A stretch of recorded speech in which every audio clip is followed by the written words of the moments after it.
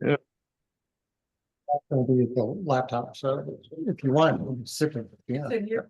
We're expecting Dan is probably not that way.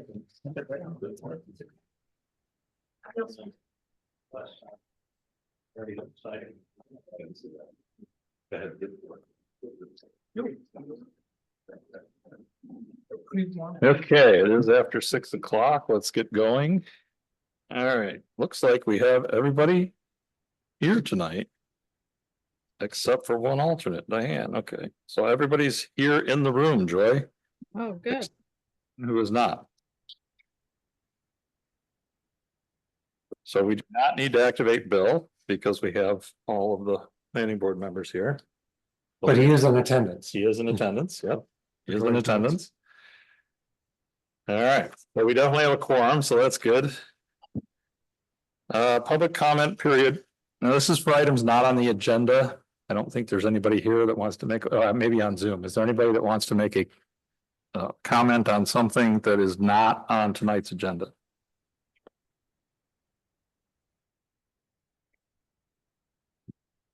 Nobody in the room.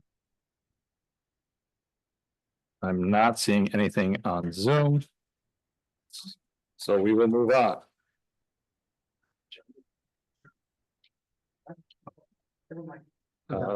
And everybody here, make sure you turn your microphones on. Or that they're on.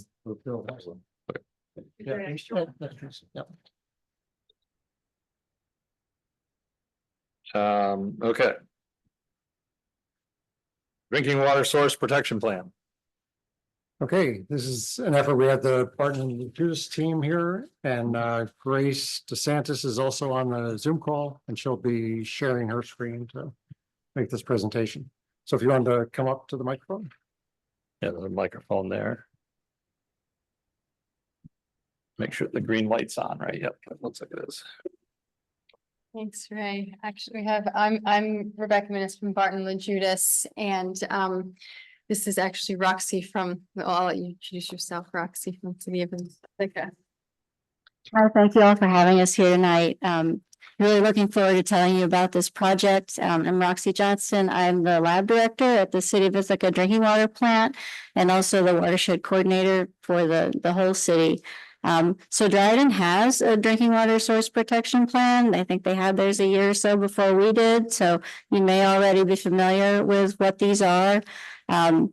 We came to it because we've never had in Ithaca, we've never had a watershed plan. We've never had any intentional planning or investment in protecting our source water, which seems surprising. We've been using 6 Mile Creek since the late 1800s. We've had a dam that we've been using consistently since 1912, have yet to dredge it. We're working on that. With climate change impacts, the increasing delivery of sediment through erosion, and the warming of the waters, we are seeing some increased water quality issues at the reservoir. I've had a personal goal of having a watershed management plan before I retired. I've been there almost 28 years, so I'm running out of time. But fortunately, this program came along in around 2019 from DEC and DOH, where they would provide, they had a whole process worked out and document with every step laid out, and they would provide free technical assistance to develop basically a watershed management plan for drinking water plants to protect their source water. So it was free, so we leapt on that.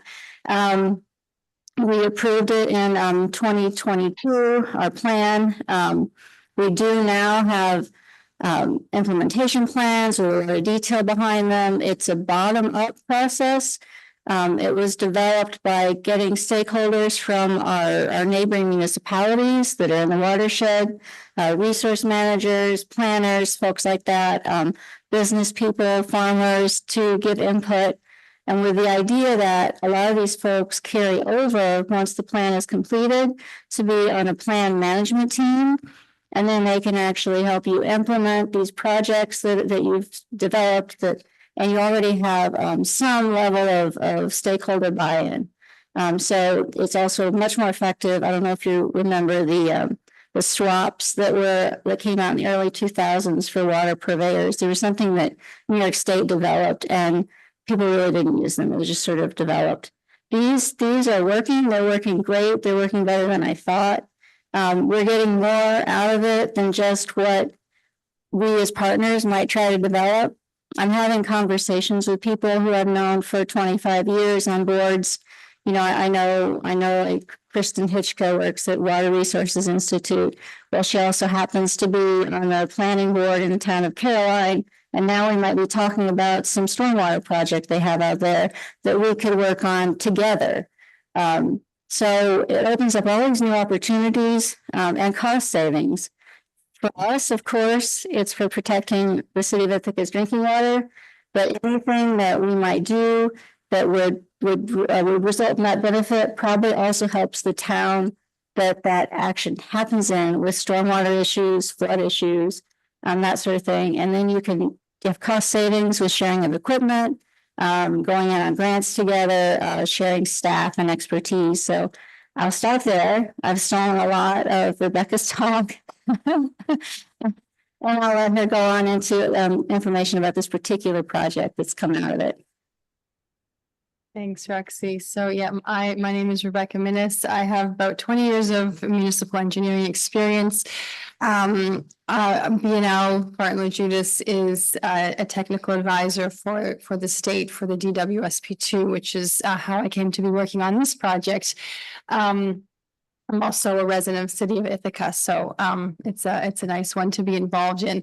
But just a show of hands, I know that the town has a DWSP2 of their own for Dryden, but who is familiar with the program? So a little bit into, okay, so I'm just gonna kind of try and run really quickly through what's involved in the DWSP2, what's included in it. And then I'll jump into this build out analysis that was one of the implementation projects that we've worked on for the city. So Grace is my colleague who is, you can't see her on the screen right now, but she's running the PowerPoint presentation. She's a community planner and she's going to jump in when it comes time to talk about some of the recommendations. And just to sort of preface the whole thing, I think as we were talking to Dave Sprout about, you know, presenting this work, there was some, you know, discussion, do we present to the town board, to the planning board? Combined, I think the decision was that, you know, we would present at the planning board and that, you know, you're familiar with, you know, the codes and you're using them to assess projects. And if there's something that out of these recommendations you think would be a good fit for Dryden, you might be champions at the town board, I suppose. So we're presenting it here to you tonight, but obviously the information is relevant for the town board as well. So the DWSP2, as Roxy has already said, sort of replaces the swap reports. It's a bottom-up framework that the state has prepared. So it's really looking at, it's a voluntary program and looking at local stakeholders developing the plan and championing it as opposed to something, you know, pushed down from the top. So moving on to this is a map of the source water area. So you can see here how the town of Dryden fits in to the watershed. We've got the 4 municipalities presented here. It's you know, somewhat of a unique scenario where the city of Ithaca's drinking water supply and source water area sits outside of their jurisdiction. So the protection of that obviously relies on collaboration and working with the partner municipalities. So I think that's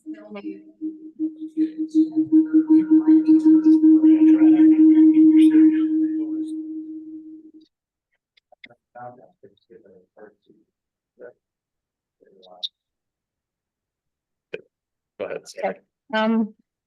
so the stakeholder group, this is a snapshot of the stakeholder group when the plan was developed. And it now also has expanded to include a representative from the town of Caroline and the town of Danby as well. So we have the 4 municipalities covered. And when we talk about the plan management team, that's the stakeholder group that's continuing to work on the program. Next step in setting up the plan was to set up vision and goals. I'm not going to go through these. Obviously, we know the goal is to protect public health and also to, to work to protect the watershed so that there's not, water quality issues, but also helps reduce the cost of treatment at the water plant.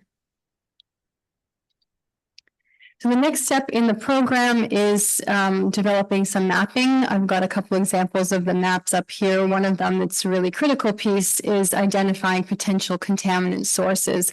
So, the DWSP2 for the town of Dryden would look similar. Obviously, you have a different watershed area, or wellhead area for groundwater, and but the idea is to identify any potential contaminant sources. So this might be, this is all pulled from public records. It might be areas where there's species permits, combined sewer overflows. It might be underground storage tanks or brownfield sites, that type of thing.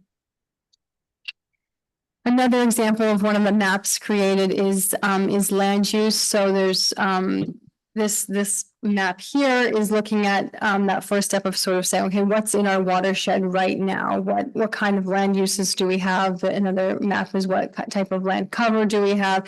To sort of understand where we're at this current moment and what we need to do to protect the land. So coming out of all of that, that's sort of the upfront mapping, upfront assessing what's in the watershed.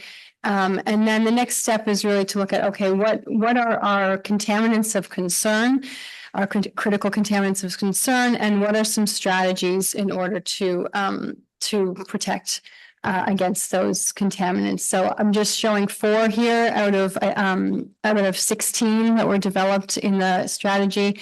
Or in the program, but so there's everything from ditch management to consideration of new development.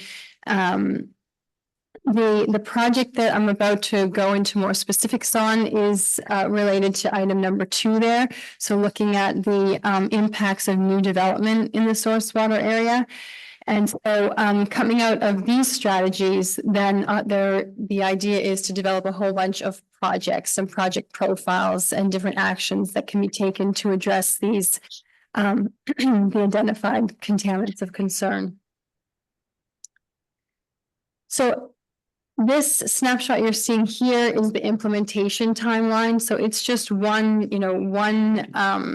section of a very large table in the plan that has the priority issues listed. So you can see there, this one is the new development, and then goals, and then a whole number of methods of management methods that might be used, and then a timeline to try and implement those.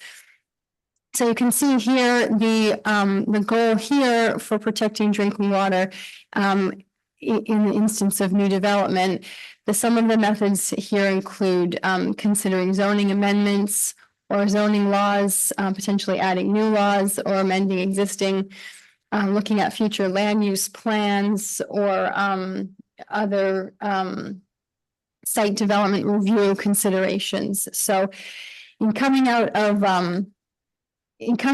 the program, then there's implementation money, and some of that implementation money from the state was used to go for some more grants. So one of those grants was a New York C grant that was for a build out analysis, and so that's what I'm going to walk you through in a few slides, and it really hits on some of these protection methods that are listed here. So all that sort of process is then packaged up in the final plan. The City of Ithaca's final plan was adopted in November of 2022.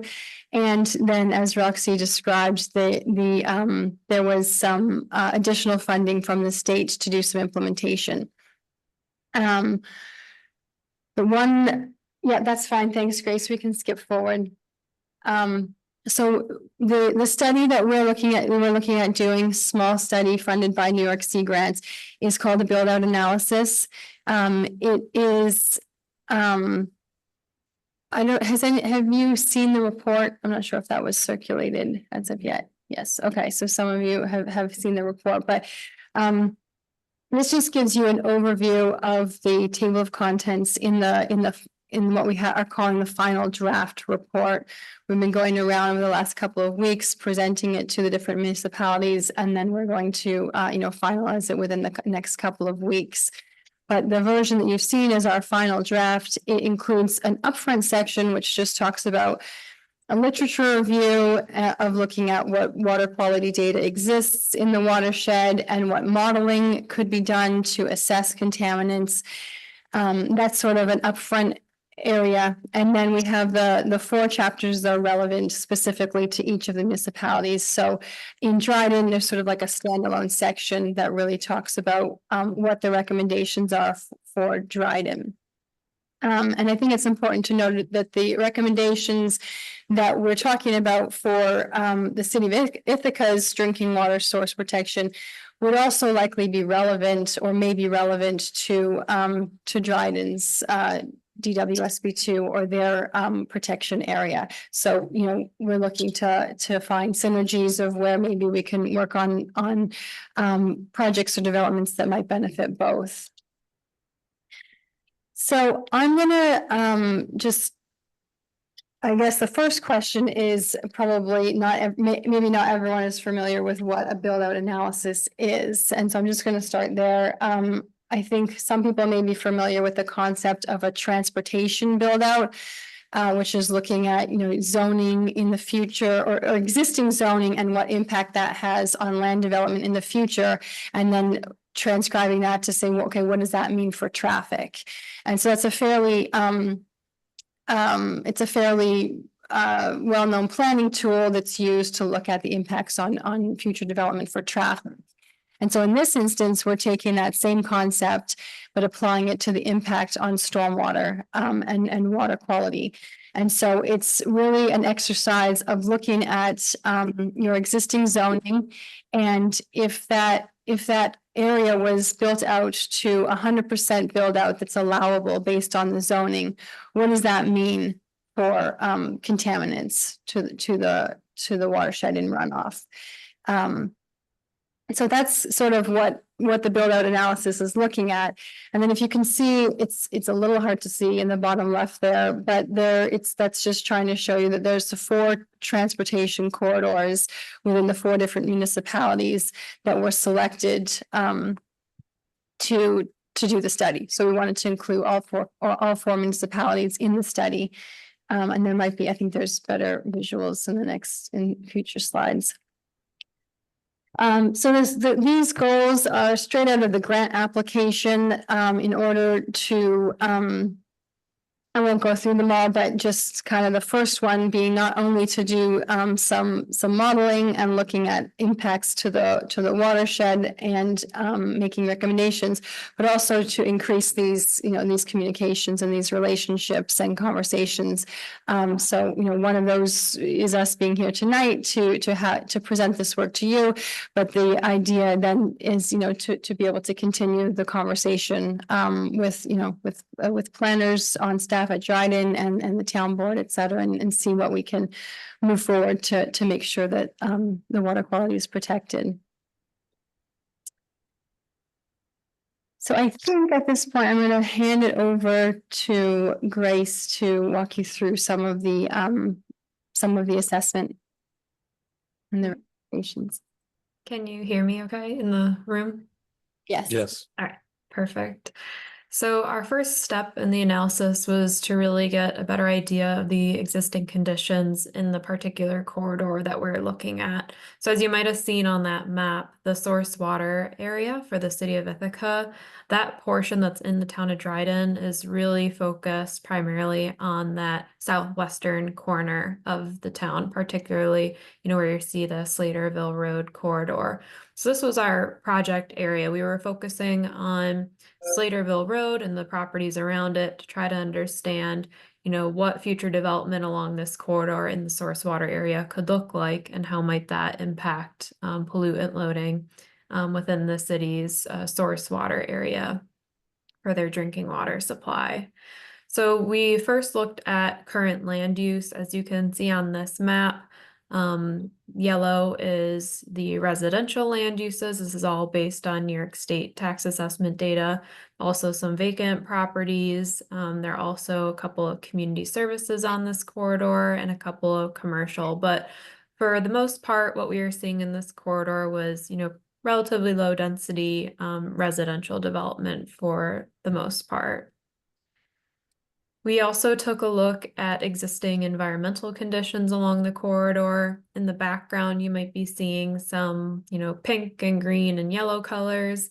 That green is mostly where you're having forested lands, and then yellow being agricultural lands. And then, as you might notice, also along Slaterville Road and German Cross Road and Brooktondale Road, there are some pink and reddish colors as well. And that's where we're seeing development, so buildings or structures or parking lots. So looking at this from a high level view, what we can really see is that the majority of the land use was residential, as we saw on the previous slide, but looking at land use, a lot of this corridor is still forested and open space, aside from, structures really abutting right along the right-of-ways here. And then the bright red color is our steep slopes. So we also have quite a bit of steep slopes along this corridor. And then the blue line on the bottom left-hand corner of the map is the 6 Mile Creek. And then if you see that purple line around it, that's our critical area. So there's really two boundaries here describing the source water area boundary. One is the pink, that's the source water area boundary, or the overall, watershed area leading to the intake for the city's drinking water supply. Then the purple is the critical area, and that really hugs 6 Mile Creek. We also took a look at your current zoning code. We wanted to understand, not only what are the current conditions along this corridor, but also what type of development is permitted per the zoning code. So here what you're seeing in purple is the neighborhood residential zoning code that primarily fronts Slaterville Road and parts of German Cross Road. And then otherwise, the majority of the study area is a conservation zoning district. And then there was one parcel that was zoned for commercial here. So we took a look at the use schedule and bulk and density regulations for each of the 3 zoning districts within the corridor. And largely what we're seeing in neighborhood residential, the uses permitted there are generally residential, a mix of single family and multifamily housing.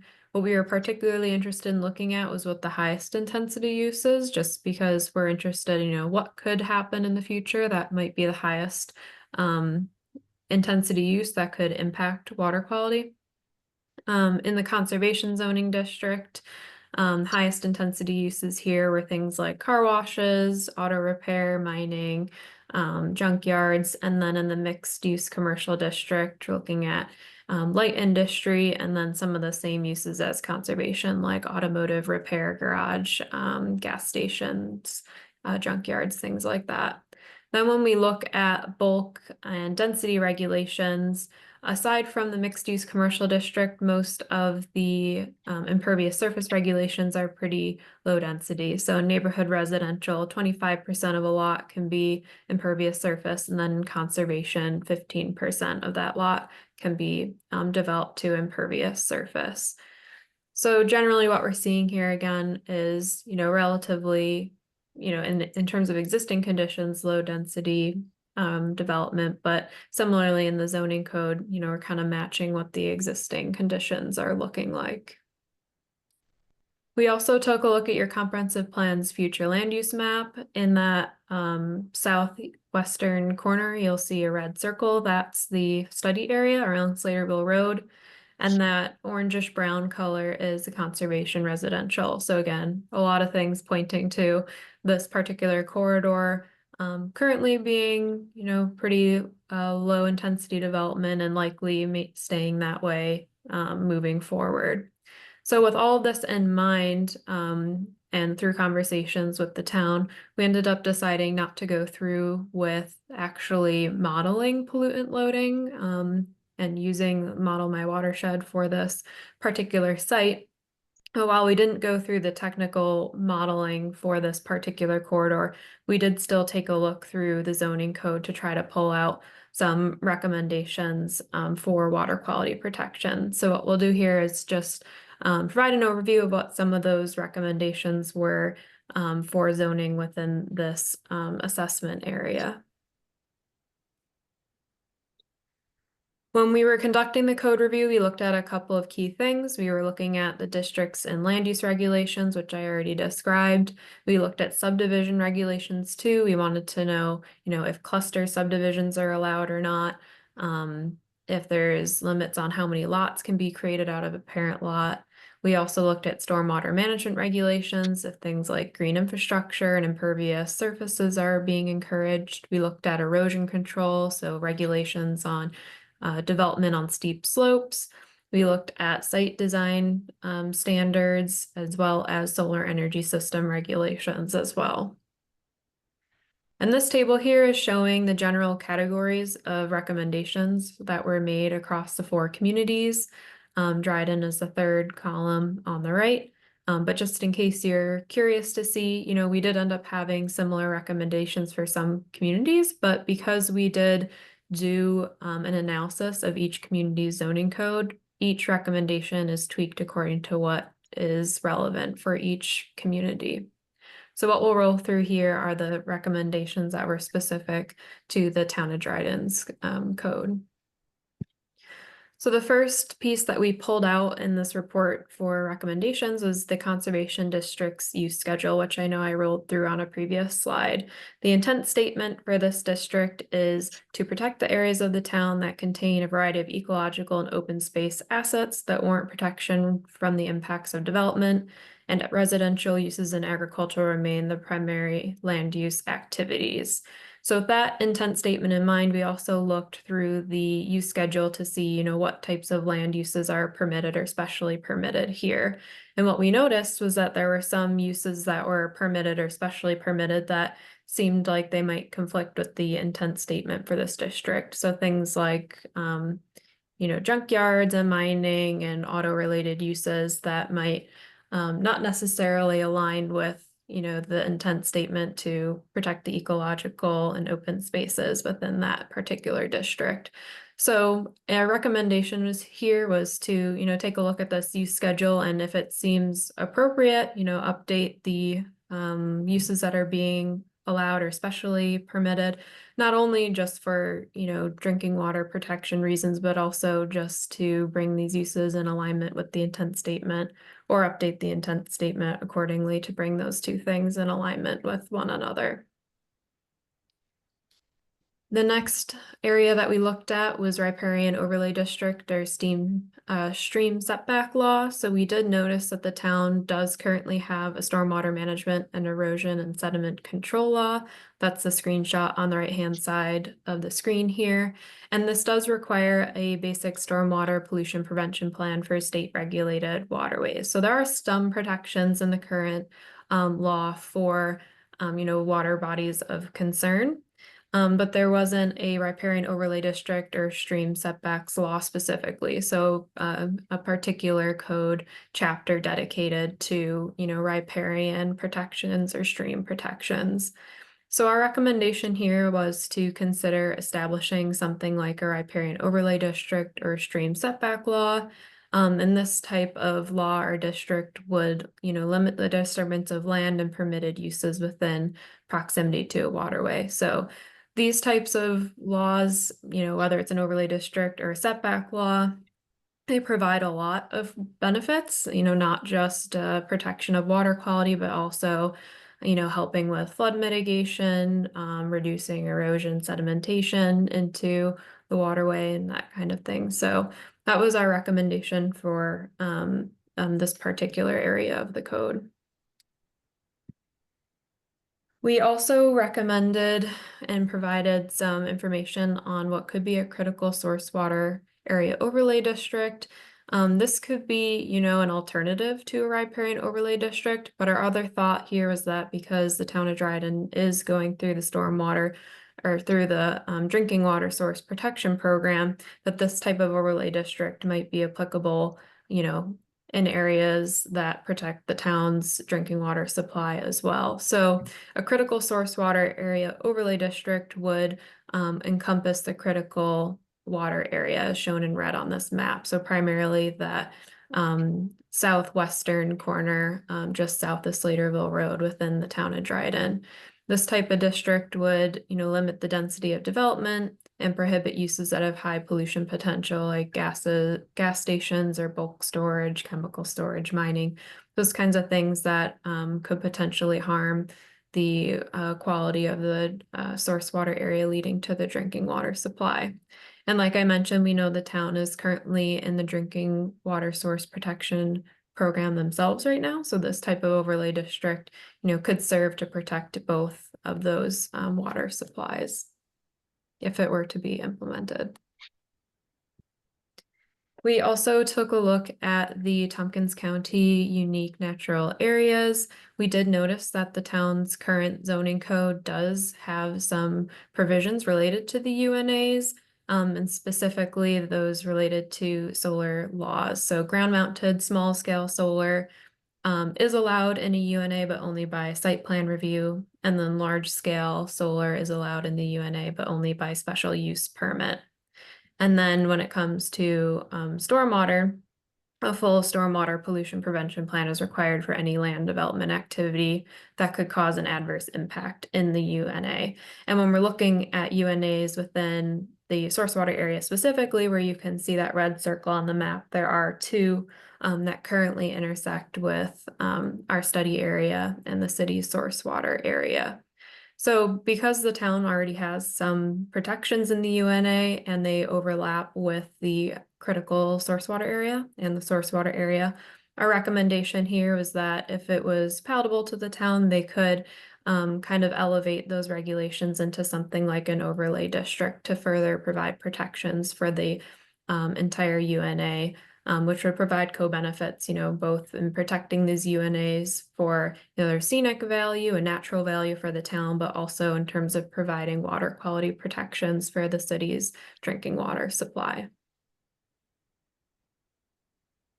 We also evaluated the steep slope regulations in the town's zoning code, but we noticed that there are several provisions related to steep slopes within the law. They're kind of scattered throughout. So for example, in the subdivision sketch plans, you have to map where the steep slopes are located. Same with when you're applying for a special permit for mobile home parks.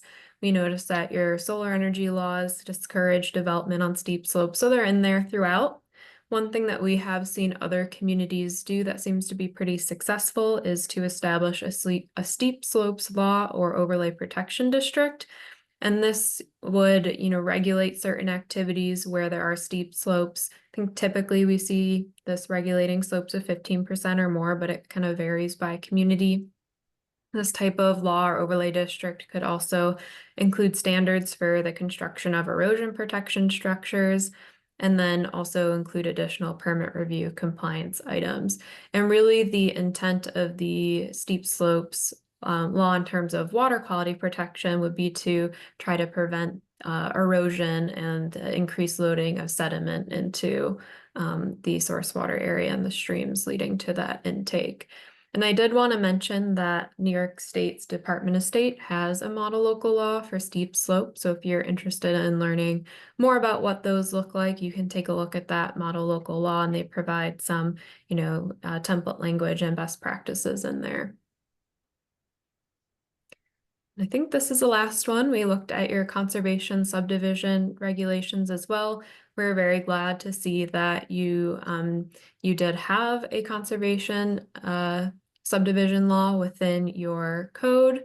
We understand that these types of, clustered development patterns can help, distribute the spatial distribution of different types of land use typologies. So we're not getting, the same type of density of development and removal of trees like you see on that left image, but instead clustering buildings and preserving those open spaces and forested lands that really help to attenuate pollutants and prevent erosion, sedimentation.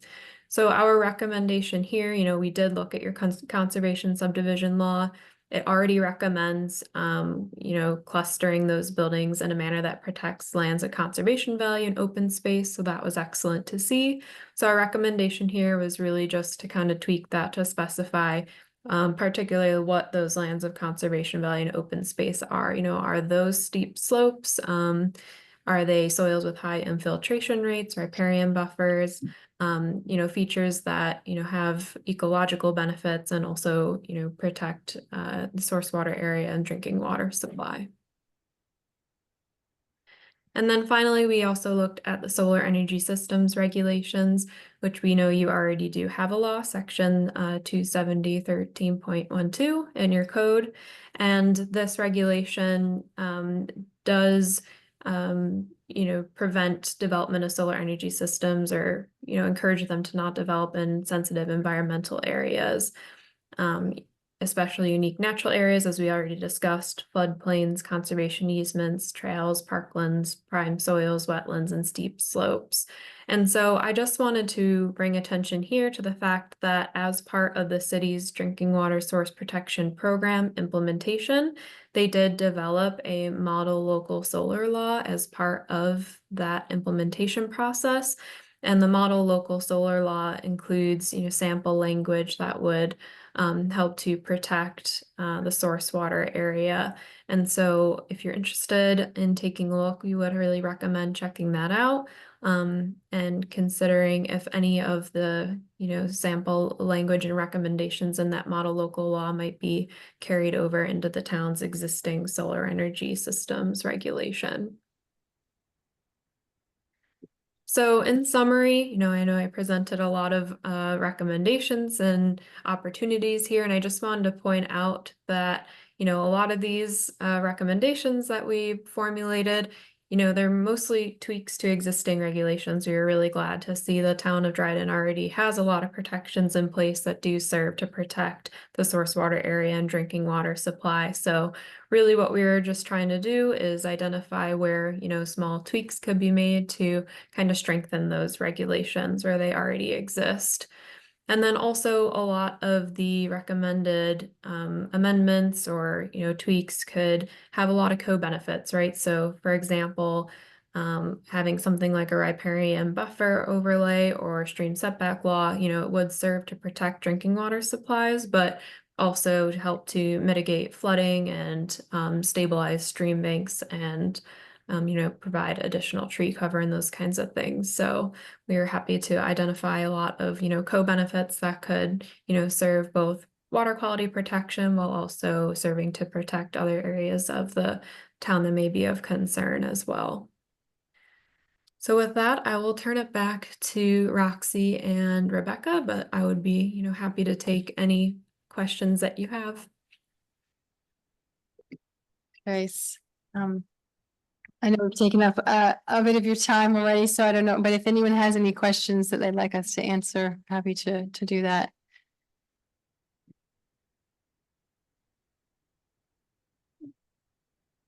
Go ahead. Go ahead. Chris. So we have a zoning consultant that's looking at our overall code for changes or updates. So if we make different changes that are recommended, how would this affect this type of plan? Well, I think if I understand correctly, you're going through that process currently. And Correct. so this, in my mind, is the perfect time. And maybe it's really just passing this report along to your consultant who's doing the zoning update to see, how they could look to maybe include some of the recommendations. Yeah, and following up on what Krista said, the consultant published her preliminary findings. It was a critique of our existing zoning. Okay. And some of the things popped out relative to your presentation that you just did. She noted in the conservation zone that by special use permit, there appear to be uses that don't belong there. Right. And your list looked a lot like her list. She was on top of that, and I think she mentioned riparian buffer overlay as something we ought to think about. She also mentioned that in the conservation subdivision law that we really don't list what it is that we're trying to conserve. Which again, you guys had 3 or 4 items there, so I think there's a bit of overlap here that will be beneficial. And I think the timing on this is really good. Yeah, yeah. Brad, Another echo on this before it crossed my mind is I'm wondering, I'll be cramming on this, Nan's recommendations between now and Tuesday. But it just, it kind of makes me think, how much of this was coordinated at all with it, Nan? Because it seems like it's impacting and the recommendations are directly involving zoning recommendations. So I'm just wondering, it seems like it's a, John said overlap, but was there any coordination between the report we just heard and what Nan's been working on for the past few months? Or was this just all coinciding? not that. No, this build out analysis came out last month, so it was beyond the scope of Nan's product. Yeah. But certainly the next step in our process, this will be. Will be to take them to, and yeah. Well, it's very interesting stuff. Thanks Yeah, for yeah. presenting. And what's Nan's last name? Schulten, Stolzenberg. Yeah, I know Nan. Yeah. I work with Nan. So yeah, I mean, if you'd like us to send it to her, the report, we can certainly do that would be that. wise. Okay.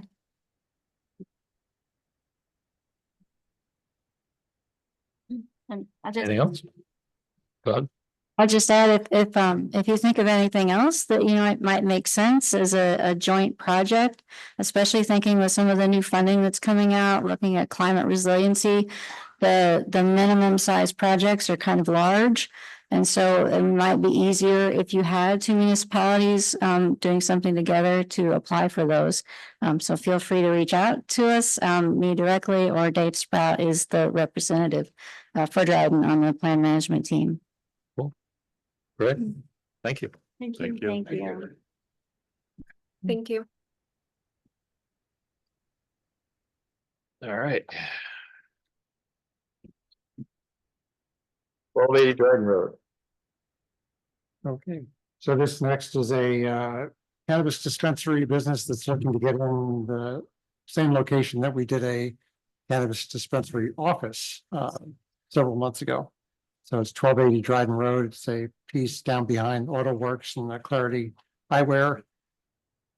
It's a mixed-use commercial district, so this retail business is a site plan review before the planning board. It's not a special use permit process. I realize I'm giving you guys commercial stuff copies, but it is also, all right, it's also on there, but if you guys want to make hand notes if one person. Yeah. You, this is stuff that was sent to us electronically, right? Yes. So I have it in front of me. Yeah, Okay. this one was just sent as a schedule this morning, to verify. Yeah, that was just, oh, you guys want that? We had in front of us as well. So we could go through this kind of with the intent of assembling a punch list of items that we need to get a full site plan review for So the, this is a sketch plan, is it sketch only? so this won't go to the town board this next Nope. month? Nope, there's no SUP here, so this There's is no a SUP, okay. planning board decision. Ray, did we just approve a use on this site? We did. Yeah, Oh, so this was it was for a cannabis dispensary office. They used it for their administrative But site, no public access. Correct. no public access. Yeah, So they've okay. since moved on, Yep, that yep. business is no longer there. And the billboard is on this site. It is. Right before. It's, he just split that off. Yeah, there's a small parcel of land they split off, and on my new drawing here, I made a dotted line. It shows the approximate location of the new divide. The billboard. Yeah, because he wanted to keep that separate, and it's a very small sliver of land he kept just for the billboard.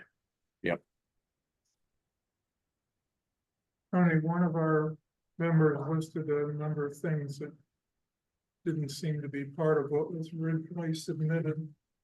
Did all of that get submitted? No, that has not been submitted yet. So that could be part of this punch list that I was alluding to. That would be what the going from between the sketch to a full site plan review. What are the things that you want to see in that next step? I said, thank you. So that. I could mean, a be bunch of stuff did come in, but not all Yeah. of it. right? Yeah, I kind of put them all together too in one Yeah. document. That's what the Yeah, yeah, stapled yeah. packet is, and the most recent thing you would have received. So that way you don't have to click a bunch of links. You just kind of scroll through. So the hand sketch, you said the hand sketch shows where the billboard is? No, it shows there's a dotted line, it says approximate property line. Oh, okay. And Oh, it's just a dotted line right now, because it's pretty approximate. He didn't even know. He just kind of put up some Yeah, I stakes. get it. I That's get it. kind of where it was. So Yeah, it looked like it was. we're gonna make sure we're within that property line, obviously. We know Right. where it is. He Yeah. staked it. He says as long as you don't go above those or beyond those, you're good. So we'll make sure we stay on our side. Really, all we're doing is adding more gravel to the driveway to accommodate more parking. We're adding those 32 parking spaces. So right now, most of that's yard. We're just gonna extend the gravel all the way out to where it kind of dips down into the state land. And then widening the driveway, because right now it doesn't accommodate two-way traffic. And it looks like before it was wide enough, but it kind of got overgrown as they didn't need it. This is just a driveway for like a private business. So we're gonna pretty much widen it back up, take out the hedgerow and make it 25 feet to accommodate 2 lanes. There's 2 posts up top already where I have my gate drawn. And we're just gonna add a lockable gate. So when off hours, we close it up, lock it, make sure no traffic can get through there. And set up a fence around. Now, we talked about an 8-foot fence, but if 8 foot is a limit where it's a different permit than like a 6-foot fence. Why do you need a privacy fence there? Oh, we're just trying to accommodate people that maybe are curious, try cannabis and stuff like that, they can have their privacy when they come visit the store and stuff. It's more of like a discretion thing From for our Route customers. 13? Right, yep. You know, we've done our research, I've talked to some doctors, lawyers, stuff like that, they're very in the dark on participating in the cannabis world. We'd like to put a 6-foot fence there for privacy. We're hoping to decorate it with like a mural. Kind of like Green Star Like had I on their said. building before Guthrie or Cayuga. We're gonna I'm hire not him. sure a fence is part of the design guidelines, to be honest with you. Design guidelines for like, Yeah, well, that's why we're here, right? So. Yeah, I mean, what do you think? What's the harm, just so I understand the thing. Well, we're trying to make it look like a rural community still, you know, with the structure. You're looking at the structure and trees. I mean, a living fence would be right, but what do you think? What do you think, Ray? My impression, Yeah, it can take many forms and I think, there's a lot of residential fences that are just cedar plank fences. Right? But then painting it, what do you want to paint it with? we're gonna go to Ithaca Murals. IthacaMurals.com, it's a local. It's gonna have Artist. buds and leaves or? no, nothing obnoxious It's like gonna that. be- We were it's gonna trying, be- we were hoping to incorporate other staples of Ithaca into it, maybe the. See, again, I don't know, that's like 1,400 feet, 1,400 square feet. That's like a billboard, you know, I don't know. Yeah. Well, we could also make it just all chain link. That's kind of why we came here to ask what we could do, what we weren't able to do, what. Whatever you guys wanna see, Yeah, we'd like a privacy fence there for our customers. That's Right. what- Put plantings and a chain link fence behind it over a pretty short period of time, that might fill in pretty well. Plus the- Privacy, Plus you're looking up the hill there. yeah, So you're not, viewing is deep there. Okay, so you just wouldn't want a solid fence right now. If it was just a chain, Kind of a rural look through that area. Okay. So you can come for a key. or you don't want a fence at all, not even a chain link like the driving dispensary. That's kind of what we were the picturing. chain link is fine. Yeah. Okay, like a Usually black they're chain the link. black like you do. Okay, Okay, so you wanna be able to see, you want the fence to be transparent. Yeah, Okay. and they're trying to keep it like a, you know, a rural community, not, But Okay. it's transparent. Kind of defeats the purpose of the fence. You know, you could what's that? use a chain link for security and then the plantings would eventually grow in and be privacy as well. Yeah, what do you Okay, think about? all right, that's- planning Just an idea. system? yeah, no, it's Okay. interesting. Yeah, like I said, we're just trying to provide a decent amount of I think they have to privacy put for that. people who, like I said, they don't wanna be seen Still doing their spending on research or stuff like that. We're trying to ease that into the community, cause So there's a. does plantings make sense then, that obscures the view? Absolutely. Yeah, we could absolutely do that. We're not partial to either or, like, we just, like I said, privacy is more of the goal. And then instead of just a blank wooden fence, we're like, well, how about have one of those Ithaca mural guys come up and make it look Ithaca? But- So. No, we're not Yeah, against I it. mean, You're in Dryden. Right, well, it's actually an Ithaca address, but we were very confused when we had this, because it's an Ithaca address. If you type it in, it's actually Ithaca, so it's, Everybody is. yeah, it's If funny. you pay attention, you're confused. Yeah, Yeah, yes, well, exactly. No, that's fine. Black chain link, I'll All the way around, so instead of that blue section being blue, it'll just stay yellow as to. Accommodate just a black chain link, we can do that. I know it's kind of hard to see up there, but Yeah, yeah, Pretty far away. Yeah. yeah, it's. I mean, but there is a clear view of the front of that building from Route 13. Yep. Very clear. It's much more clear coming down than up. Yeah. Cause you're kind of, it's angled away from it almost, but, But you're not really, you're gonna be watching the new sign, so. right, yeah.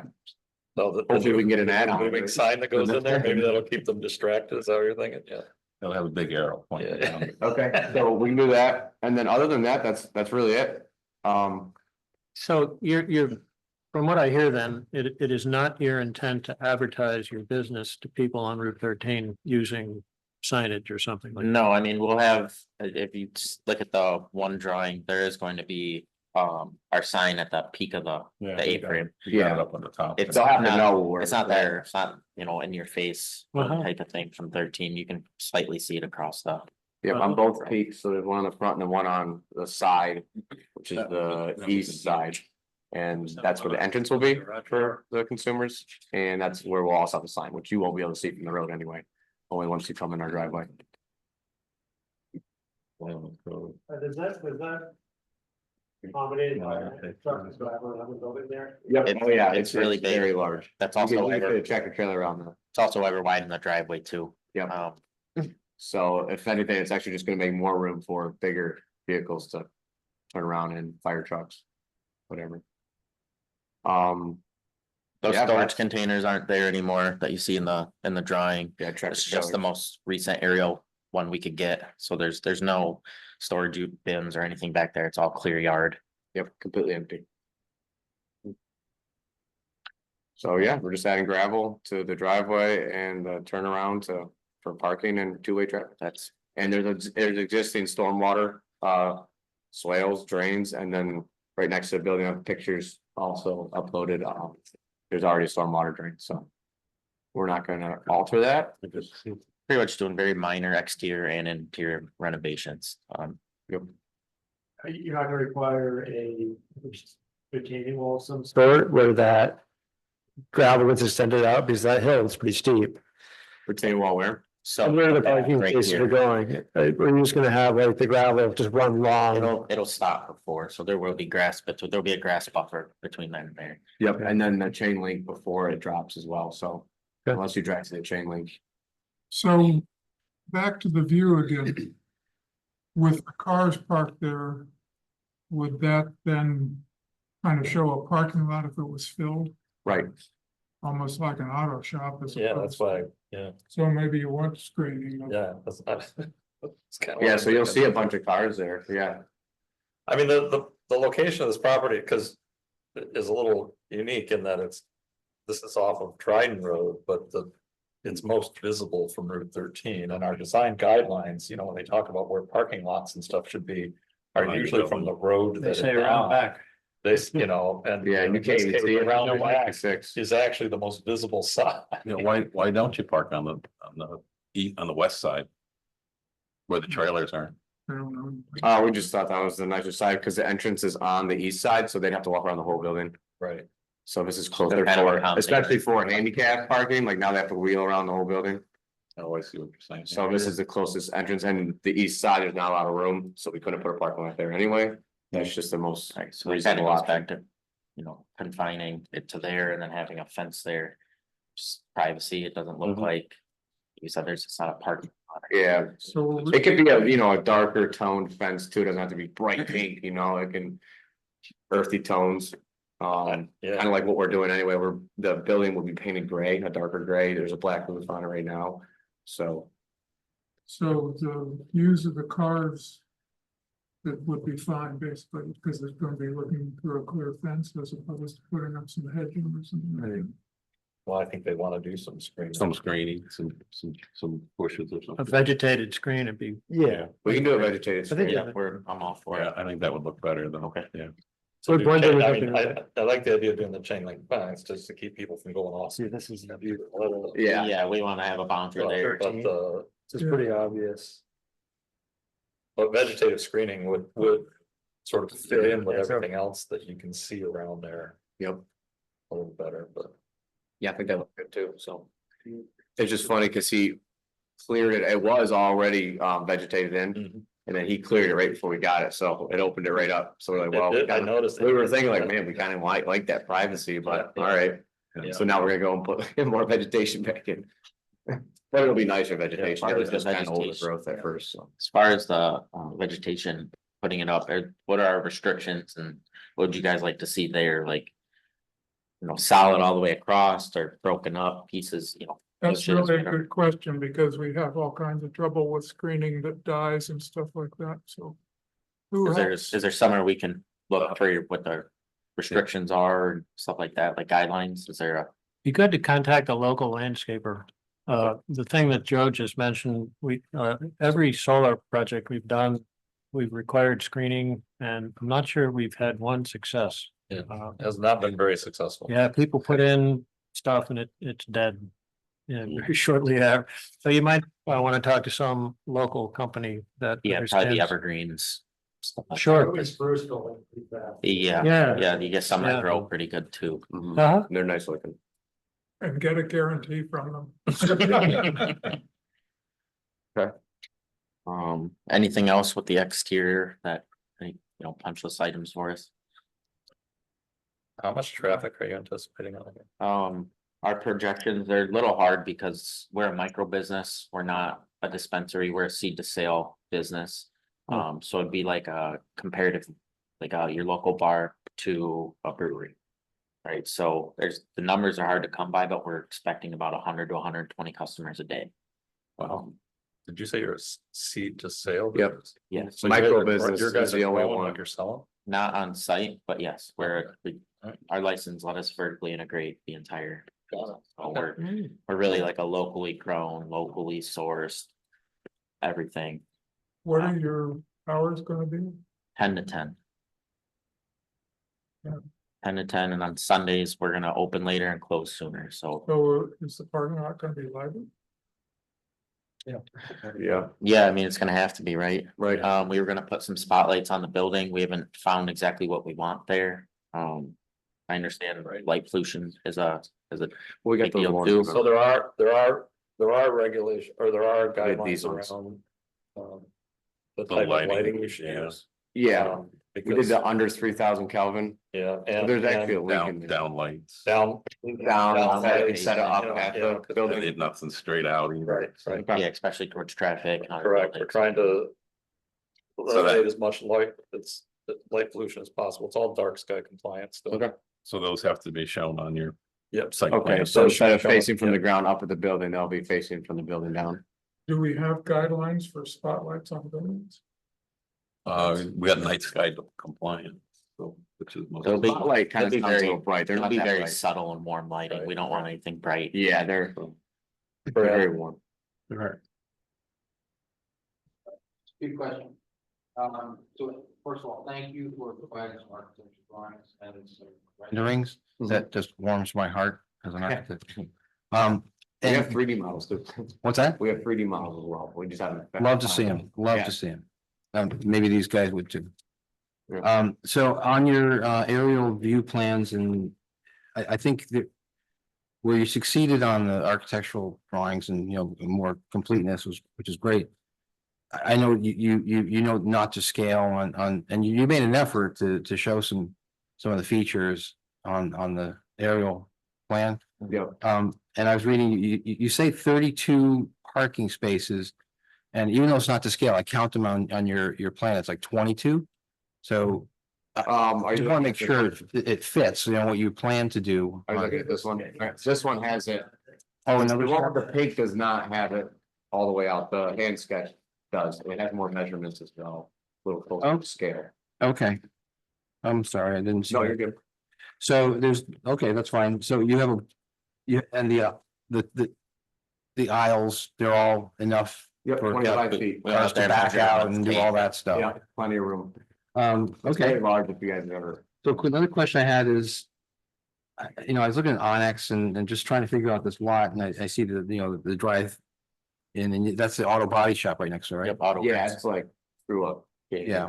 So what's the story with your access? That's one question, part of the question. The other part is, you know, I've seen 2.9 acres, 1.25 on your FEAF form, 4.13, there's like, what is the So actual there was acreage? 2.19 was the closest, and then he just split for the billboard, and that put us to the 1.25. So was it subdivided, like Yeah, legally yeah, with the a surveyor and all subdivision, that It's stuff? like going through the process right now, so I think that's why you guys have seen it recently. So ours is 1.25, and it's at that approximate property line. Okay, so that's the figure, so that's on your form and that's accurate. Yep, yep, and Correct. I believe the 4 acres is like, it includes like the clarity. yeah, Stuff because up he there. owns He all owns, of that. it's all his parcel, he owns the whole thing. He's subdividing. So that's in process while we're talking about this. Is that the Yeah. idea? Yeah. So David, yes. Yeah, our parcel is 1.25. That's after the new property line that's. Oh, okay. And I know it's out of our purview a little bit, but you're taking this very cool looking old building and you're gonna fix it up. And Yeah, a little class to it. It's not- insulated not and in all your that face. stuff. We're not trying to. It's already insulated. It's very well made. It's structurally sound. Okay, Yeah, that's a great. We're doing very it's hard to minor. tell from the photographs, yeah. Yeah, Stormwater, did you have that engineered? but it's just existing. Existing. But We're not altering it. are you not expanding the parking area? Just So like, that all goes, that's all graded slightly down, and that's where we'll keep it. The same drainage that it has right now. All the storm water drains are on the south side of that driveway anyway. The driveway goes towards the Route 13. Okay, and it drains well, it's not. yeah, never there's no sign of, there's no, There's a like, picture of the drain as well. there's no signs of real erosion. Doesn't flow off into the neighbor's No, property. no, neighbors are uphill too, so downhill is just Route 13. Oh. Did you do the stormwater, the soil disturbance form yet? Yes. Yes, we do. Yep. You just filled that out? Yep, I have that. So you'll have It's to. submitted as well. but I also- Yeah, you should probably talk with David to make sure you don't need to do a SWIP over there, so it's because you're probably pushing an acre at this point, right? Yeah. Resist the urge. It just came in, so. So yeah, David will figure that But, yeah, out. we did. And the drain that you have is probably not the stormwater, it's probably just the drain that goes to Route 13. It's probably just a pipe. I doubt it's the stormwater. Tony, we're gonna review the environmental form later. Yeah, Yeah, Actually, you don't have to I don't know. think we're gonna be able to do it yet, right? yeah, you know, but I mean, you might look into that, where that pipe goes. Okay. Drop a marble in it, see what happens. Listen for it. I mean, yeah, like I said, we're not altering any of that stuff and. It's been. Well, but you are You are. increasing the impervious surface because you're adding gravel. Yep, and we're just add to the drainage they have there. Yeah, the contour of the land, like adding that, it already rolls towards that edge. So I'm just gonna take the topsoil off and add a little gravel to it. It's gonna still. So the town it's a half acre in the town for stormwater Right. requirement, and the state is an acre. And it's up to David, right? Pretty much that whole gray area of a half acre to an acre is Right. up to David Of to what's look gonna, at, what's gonna be needed, right? what's needed. So you should talk to David Sproul. Okay. In the picture that parking lot, you're gonna have to meet a certain grade for ADA parking and all that too. It can't just continue to go. Right. So you're gonna be lifting it up and it will be retaining more water than it's bad. Well, I'm more concerned about more water flowing off the property. Yeah, down shed. By increasing the impervious surface, they could have more water flowing off the property, which that's what the SWIP is for. So that, and then when he talks to ADA, you should mark a couple spots for your. For your accessibility parking, because they'll have to be marked and visible. Yep. So as far as the additional things we need, Well, 1 through, I would answer the questions from 1 through 30, and Jenna had a few questions, you know, so. Do you know what he's talking about? The list of 30 items that accompany applications? We Right, have, right, right. we've been Yeah. working with a consultant to help us through this. It first, it you know, section really of everything. simplifies things. If your submittal contains that list and your response to each item, and some of them you might say, not applicable. doesn't apply, right? Right. But that makes it easy, I think, easier for you to feel confident that you're coming in with the information, and it makes it easier for us because we just go through the list with everybody's application. And if we don't see, Actually, the planning department will go through that list. yeah, And Yeah, check we've off been, that you. yeah, we've been trying You know, to it's do like, that. it's like the waste disposal containers, where are the location for them? Well, actually, it ends up being in our lap to decide whether they're completed or not. Yeah.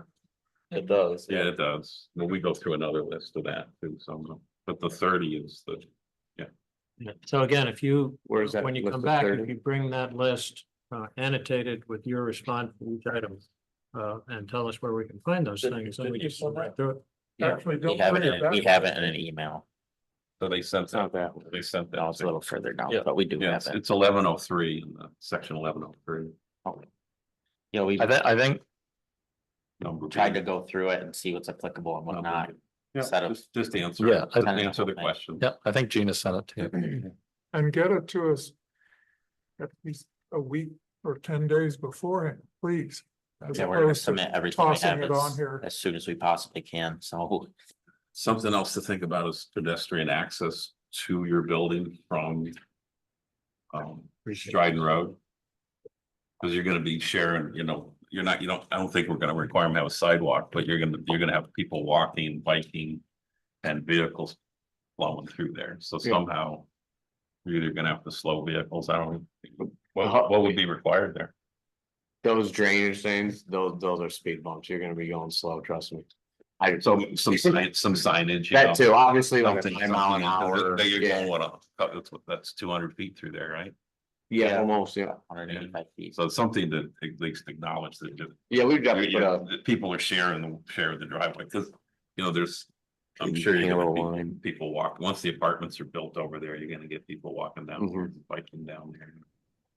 Yeah, we could probably put a little line or something. Hey, Well, there's room on the other side in the yard too. We could just make a path right there too, so it's, yeah, you walk down, but we could go to the Right. side of it here. Yep.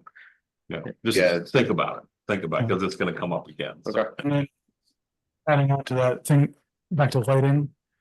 If you have that driveway and think about having it lit for it. Yeah, yeah, we're gonna be, Or, they're kind of cheap, but they're nicely made, so just all, you know, facing down. So you also have, so you have the ADA parking shown, 2 stalls. Right? Yep. So that's a site feature, but then, and you have ADA bathroom layout, I think. So you're also accommodating for ingress and egress for someone in a wheelchair at the doors. For the Yes, sir. Yep, threshold. yep. Yeah, okay. So I know that's an overlap with the building code, but just so you're consistent all the way Oh, through. yeah. Yep, yep. Yeah, the wheelchair accessible for sure. Yeah, I was gonna say, that's not really our purview. That's it. Access inside So the I just building. said, No, Yeah, once you're in there, it's Thank you. one floor too, so that's good. he's the architect. Yeah. Well, I know. I said it's an overlap with the building permit. It's not really our purview. It's, Yeah, we're just trying to make sure everyone's happy. I do this Yeah, stuff all the doing time. get with openness when planning we boards and building can. departments, so I think I know what I'm talking about. Now, there's been mention of a gazebo and having an outdoor area. In the future, we'd like to apply for that, but right now, we're not trying to get. It's not included on the current plan. Not, Yeah, no. because we got winter coming up, so we're not gonna have people If you outside. get it on the plan, we could have. We could approve the site plan, right? Yeah. That doesn't I necessarily. mean, now have to that be we on- have, looks like we have another month, right? So Yeah, we'll have time to Just. add that to it. I mean, it would just save you a step, You wouldn't have- Yeah. Right, then we don't have to do this again, right? right? Because if we say, yeah, the gazebo's fine there, And then put it it's gonna be You don't built have to, in you 2 know, years. We were up against. You could build it something 2 years from coming now, here This but- time, so we were like, all right, let's wipe it off, You because know. we haven't sized it out. We hadn't looked at the compliance much on your guys' side of it. yeah, you'd have to, you'd have to get your building permit and all that stuff. When you went to put it in, but you wouldn't have to come back here for the site plan review if we approve it as part of this. Okay, so we'll try to add that. Okay. Yeah. On I mean, if you don't, you don't, it just means Yeah. you gotta come back if you wanna add it, so. You know, no, we're not trying to, You know. waste anybody's Think, time. think about the billboard though. Yeah. What's that? Think about the billboard when you Yeah. set that thing. Yep. It's gonna have an effect of sitting in a gazebo with the lights. Yeah. It'll be far away from that. You say it will. Yeah. We'll see how it goes. Now it's a little month. We were really hoping to get open by the end of November, but obviously that's not gonna happen, right? So, like I said, we were unfamiliar with this process and we've been stumbling through it a little bit, but the interior renovations aren't gonna take long at all. Once we have the approval to go ahead and start building, I got guys just waiting and waiting and waiting to get in there and do the work, so. Yep. And we'll be, oh yeah, we'll be leaving our day jobs as soon as we're approved, And the build inside this work out. not yet until it's So- done. Not the Yeah. internal work, no. I took a quick look at your seeker form and item 8, traffic. I think you indicated that you were creating a significant increase in traffic. Maybe I read it wrong, but I would.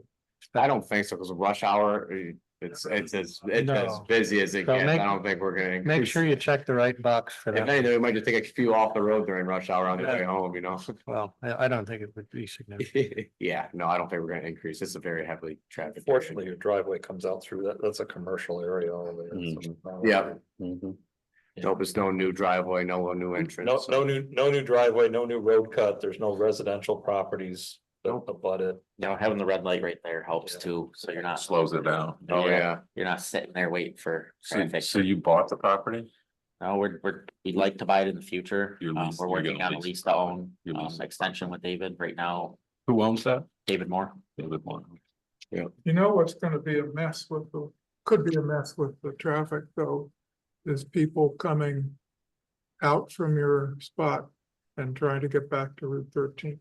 Cause they're gonna be crossing traffic that's swinging around it. Mhm. Yeah, that's what's nice about having the red light there, it's slowing people down. It does still give them a break. Even when we're leaving now, Yeah, I mean. Fingers I autos gotta coming depend out on the that same generosity spot. of local traffic, Yeah. but everyone seems to be really good about letting people in and out there. No big issues.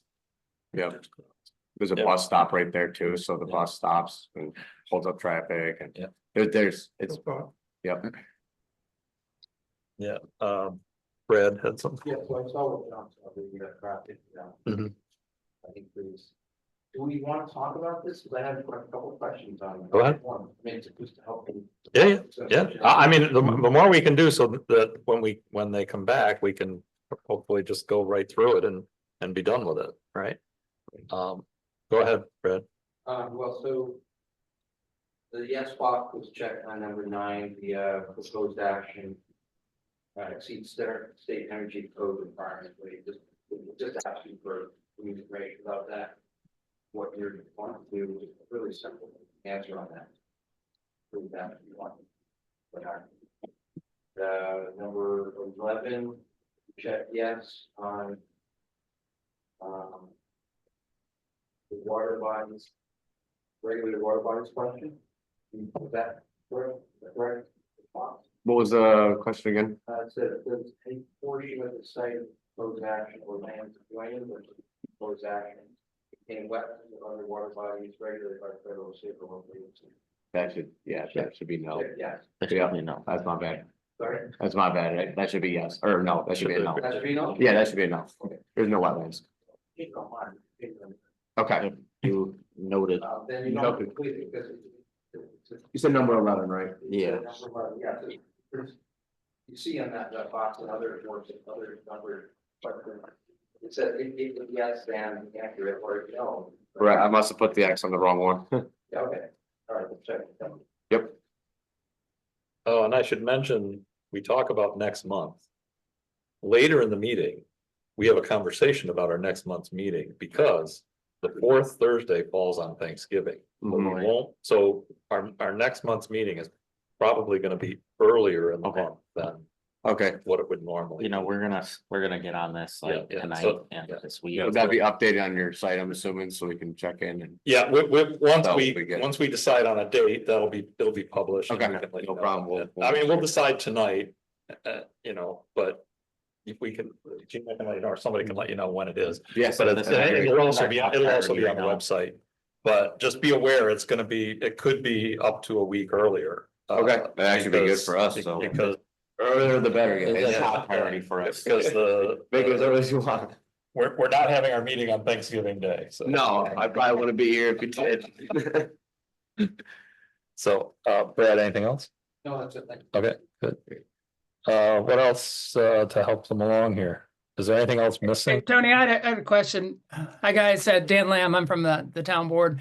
Appreciate you looking at this spot for development. We welcome it.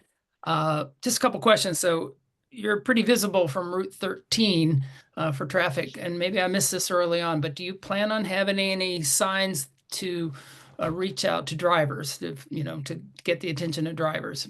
That's On- not our intention, quite. There will be a sign on the peak of the building that you can see, but it's not gonna be something that's like, hey, here we are, come stop in. On the peak of the building, basically identifying the name of your business or anything else? Logo with our name on it. Mhm. Nothing really reaching out to drivers off 13, no. But it's good visibility. I wouldn't blame you for wanting to do that, but you should probably tell us what it is at this point. Also, you're very close to the rail trail, and you probably know that we're putting in a pedestrian trail right in your backyard. Right. Any thoughts on having an access point to the rail trail? We've talked about it. Once it's built, we were going to acquire a gate in the back of our what side is it? The west side. The west side, and the west side facing the trail, we were gonna put a gate there. You know, a lockable gate so we can open it and close it. But we're kind of waiting to see what the traffic on that's gonna be like. We haven't had a Sure. chance. Yeah, Could be good for business during your opening hours. we've thought about it and we have talked about it. So a gate there, our security team is actually, you know, looked at it for us and everything else too. So, yeah, we've thought The about it. last thing I'll just mention is there are a lot of good options for internet. Make sure you consider them all. There are no requirements, but the town does offer Dryden Fiber now, and the prices are Let's add that faster and installed. cheaper than anything else available. Good, Yeah, Dryden that- Fiber installed? Yeah, we just got it we're installed, awesome. 2 weeks ago? 2 weeks. 2 weeks ago, but nice, like shut our power off, so. These guys are smart. Yeah. We've been, All right, that's all. Thanks, guys. Thank you. I think though, to get to the rail trail, wouldn't they have to go across another property? I don't think Not- so. I No. There's just just, like in the back that it's Yeah, they might right be- there. it goes right along, okay. Yeah, if it's wood, we'd have to cut a path or something. Yeah, I haven't personally gone back there and snooped through the. I was looking bushes. at it on the site, I was trying to figure out where the property lines were, okay, Very close. cool. That it, Dan? You good? Okay, any other questions? So. More details on the fencing? Right, the 30 questions. 30 questions. So would you like us to add that gate in the west side for the possible rail trail? I'd throw it in there. Okay. everything you think is Yeah. gonna happen on. I would throw everything in you can. Yeah. Brett, Yeah, so there's, I guess, two signs. One is you're entering the driveway, a smaller one, and one out by the road. Yes. The other business is on it. Yep, Is that, I can't recall, is that a lit sign there? it is not a lit sign, no. It doesn't I look- think he has lights on it. Like a spotlit one. Like, open to 10 PM, I mean, it's a dark time. I believe that the signage there right now, the clarity one, I think it has spotlights on the I sign. think it does. Also, ground mounted. Yeah, they're- Yeah. Ground mounted You're and, not changing them, so you have not. Yeah, yeah. No, right, no. no, that's just existing. We're hoping to just piggyback underneath it. The little sign, I think it'll just have, so it'll, our driveway will be have little lights, probably just have a little light, a solar one on top of it.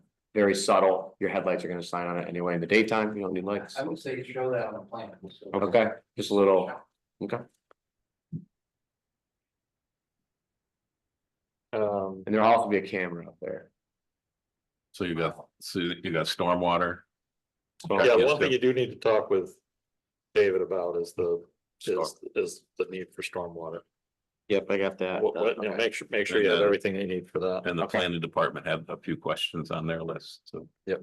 That you have to answer, but I don't think we're complete, were they? I don't know. The subdivision is another thing you'll have to give details of. Give the true property lines of the newly subdivided lot. Right, and because that was a simple subdivision, that's why we didn't see it, right?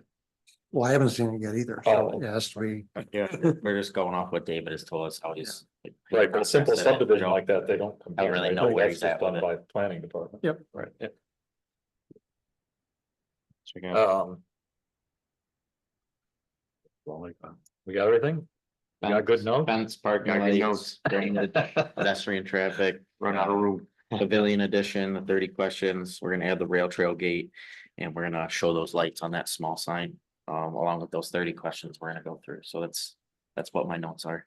So, and whatever the Yep, planning which department, stormwater, yeah. the planning department had some Yeah. questions. The drainage, where the, Whatever those are. identify where the drainage Yep. pipe goes to, and we're gonna have David. Address that, I do believe it Storm- comes storm out drainage. right at 13 where it drops down. I'm pretty sure I've seen a pipe come out. I have to assume that's probably connected. I'm sure it goes to daylight, yeah. Yeah. Okay, so. Yeah, but just make sure that that you know what is required because of the extra, by increasing the gravel, you're increasing the impervious and ground disturbance. Yeah, So- so you might change your parking. Rather than doing more disturbance. Yeah, you might, it might drive. It's a numbers game, It okay? it might drive your placement of parking a little bit, I guess. Yeah. Make sure you have that Yeah. conversation with. Yeah. yeah, we'll have overflow parking. I mean, like, it's, that whole back area is really solid. Right. Like, it's not, if you could go drive in the grass, you're not sinking in the grass. Yeah. It's really rock hard actually, so. I know, that's just saying. Doesn't matter. Put a shovel in the ground, that's what happened. That's ground disturbance, Yeah. right? Yeah. Yeah. I've looked at all your documents. The one thing I don't see is an actual dimension parking lot. I see you sketched one out, but it doesn't have dimensions on it. It would be nice to see the ADA spaces Yeah. there, like, when you're doing site plan, that should be part of it. Right.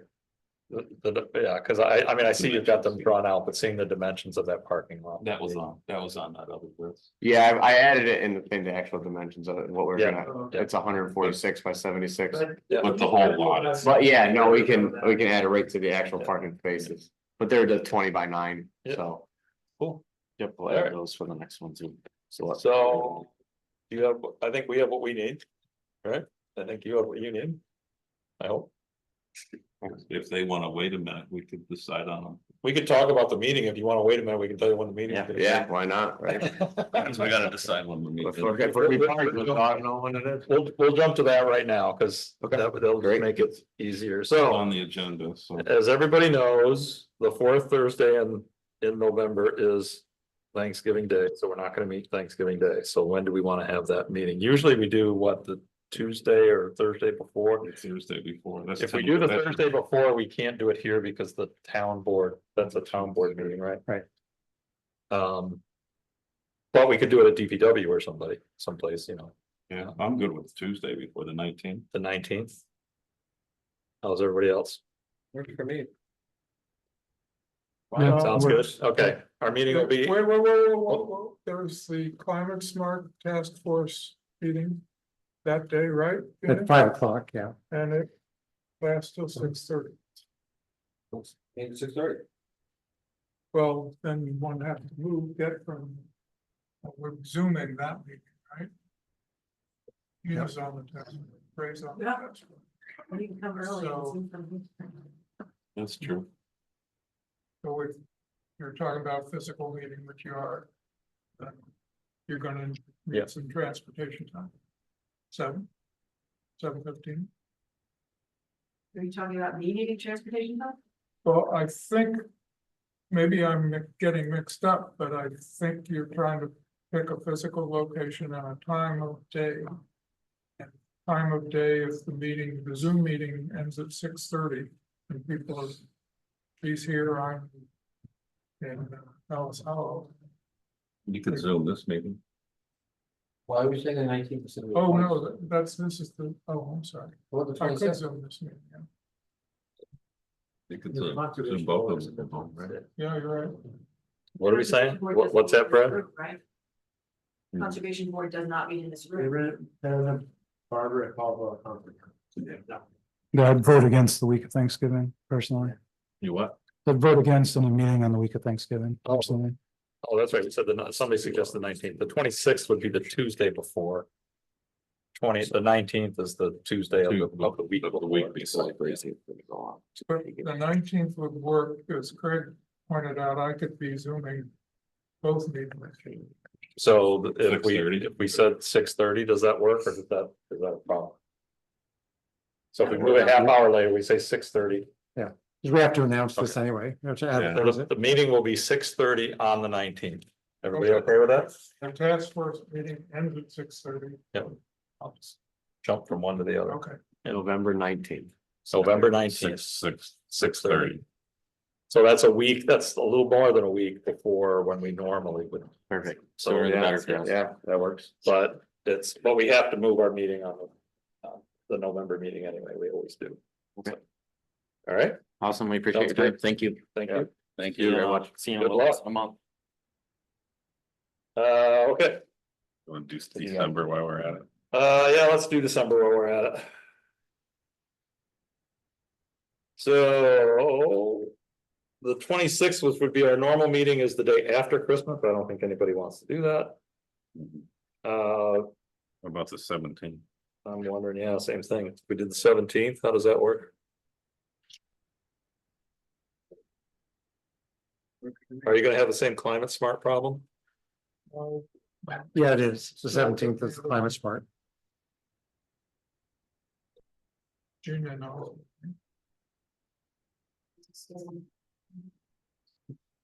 I mean, I mean, you guys that are on the climate smart one can weigh in on, I mean. Is that all right to do the same thing 2 months in a row, or is it Are you okay with that, Jim? I'm sorry, what is the date? 17th The Climate Smart meeting on the 17th. of December? Looking at following it with Yeah, a 6:30 planning board. It's the same. That's fine with me. Okay. Do be the same. 6:30, It'd be the 6:30. same thing, do 6:30 on the 9th, on the 7th. So it'll be the same scenario, Joe, if that's okay. December 17th. Yeah. And then you get all those meetings out of the way in one night. We'll be We'll be bored. Okay.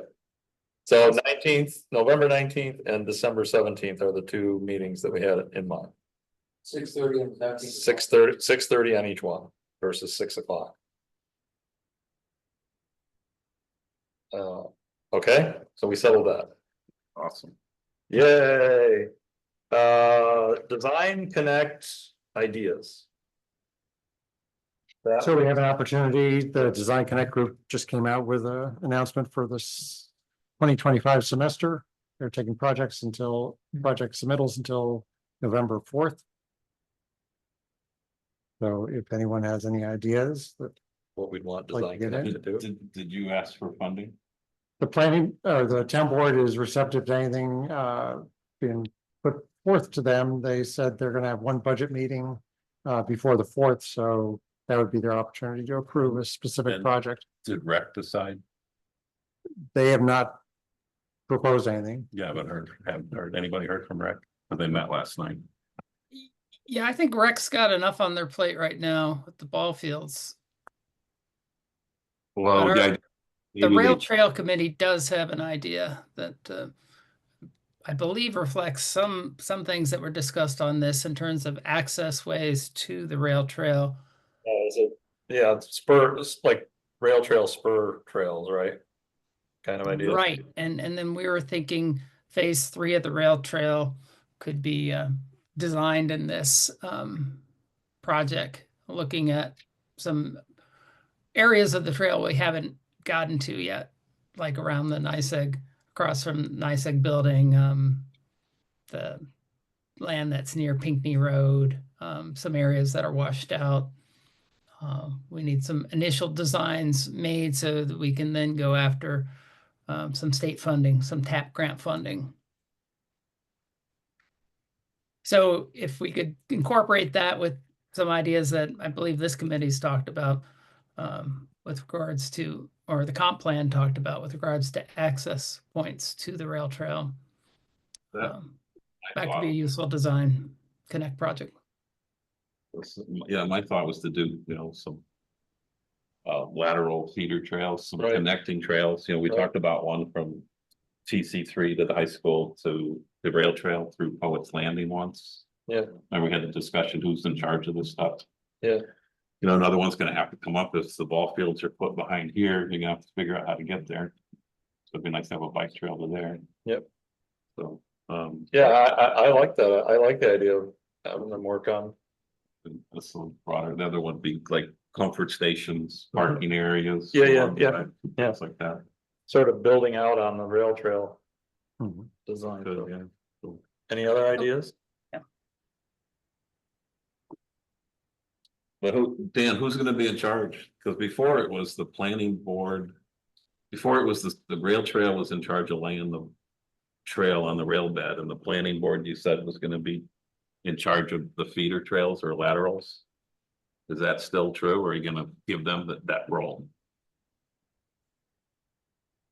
You know, I don't think we need more on the rail trails plate right now. I mean, if the planning board wanted to be involved in additional feeder trails, I think the rail trail committee would be happy to share that. Or- Responsibility. Laterals, yeah. Cause it all ties together to where, you know, where's development planned, where is their development? right? Well, yeah, and it would help us say, for example, can we use your property to Yeah, cut yeah, through yeah, yeah. from Dryden Road to Yeah. the rail trail? Yeah. You know, but that there you need access. There's, you know, there's so many places like Antlers, you can't access it to Antlers, you can't. Even Varna has very limited access to the rail trail. Yeah, Those I are think we're hitting on the idea these are different spheres. I mean, the rail trail task force really exists to develop the rail trail and crossings. But you know, there are other implications as we just witnessed with this applicant. You know, this rail trail could be good for business and access points matter, laterals. Okay. So that's the only one I'm hearing so far, unless the people have other ideas. Of what we want Design Connect to do.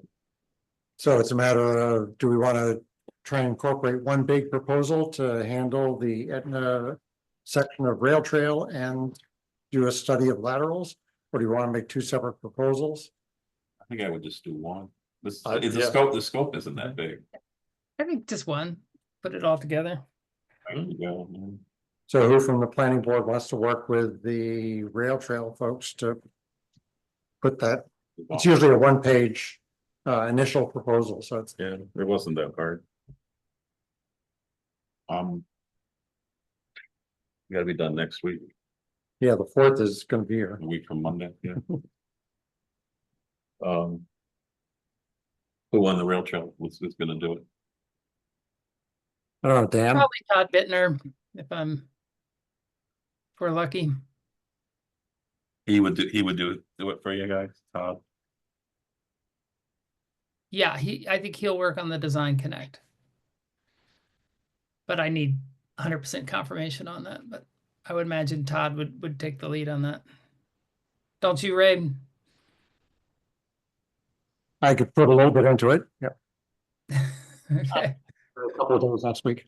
So I'm the same way. I'm out of town this weekend and really, I'm out the first couple days too, so.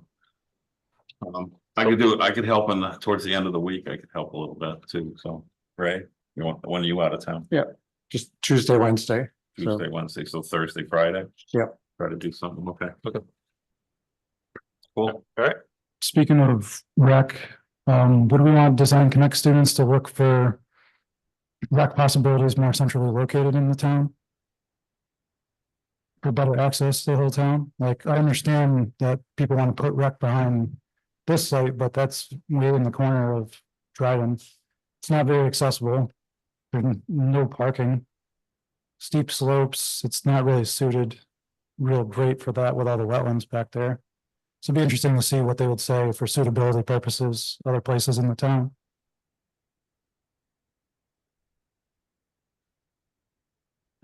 I'm not sure if I'm following whose suggestion is this? I mean, the idea that we're going to put ball fields in next to town hall is settled. We're doing that.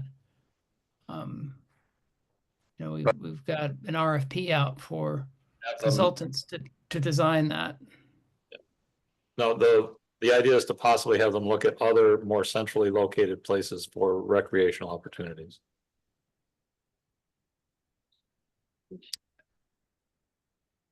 It's just another, I understand it right, Chris, that's just another suggestion of possibly. Yeah, another potential idea, yeah. Yeah. Well, we're a little reticent on that. The last time we tried that, we got a lot of opposition and we wound up being taken to a referendum when we tried to buy land to create ball fields. So the town's very gun shy about the idea that we're going to buy property and develop ball fields. It would have to be a pretty sweetheart deal because we know there's a contingent in this town that's opposed to the town of Dryden buying property for recreation purposes. Yep. we spent a lot of money and had a very divisive referendum about 7 years ago about this. That was 7 years ago? Wow. Seems like it was. Seems like it was yesterday. I think it was about 7 years ago, but it was one of the first things I had to deal with, and I've only been on the board 8 years, so. All right, so I think we have an idea for this. Right. Yeah, okay. Good. Data processing, crypto mining, I just kept it on here. I don't know that we have a whole lot to talk about on this. At this point, we've been getting more information.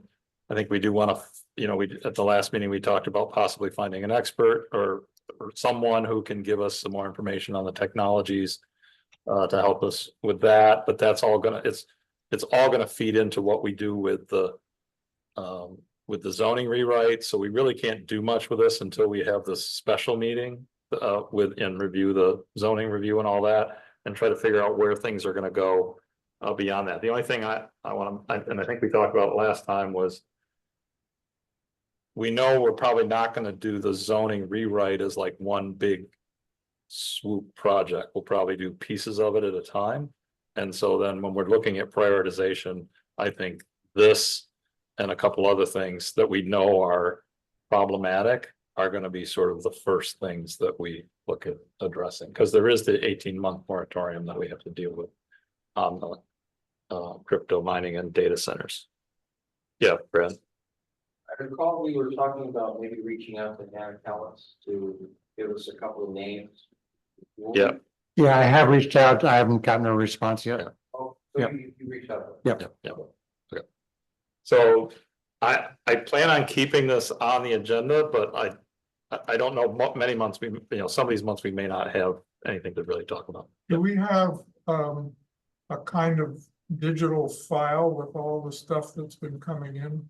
Because it trickles in from different sources from different Well, places. I have a folder I created of So stuff. can that's we come in. create one for the whole? Central, oh, maybe The SharePoint site. maybe a SharePoint or something, yeah, well, or something. Does everybody have Microsoft on their computers that they can?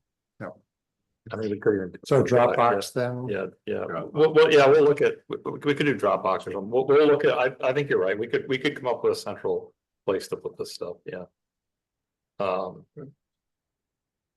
Yeah, we can look at that. I think that's a good idea. I mean, I've been dumping, I have a folder on my hard drive that I've been dumping stuff into, but yeah, it'd be nice if there was one that was sort of centrally active. At the other end of the spectrum is me who hasn't been doing it. Yeah. I Okay. just see it float by or I Alright. send it. All right, so unless really until after we've done this review and we're starting to talk about prioritization and how we're gonna approach the zoning rewrite, I think that's when this topic will sort of come back in.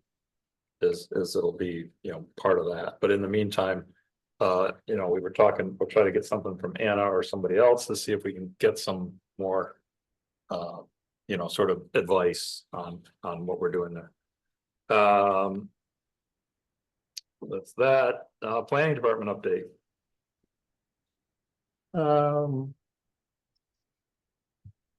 Well, the Morris Road solar, the public hearing opened at the town board and it was continued until the November 14th meeting. So, and I would expect that they'll go through the seeker and a decision on the project then. I didn't get a chance to look at that meeting. Was there any public input or? No, there was no public input, and so nothing new beyond what this board has already heard about the project.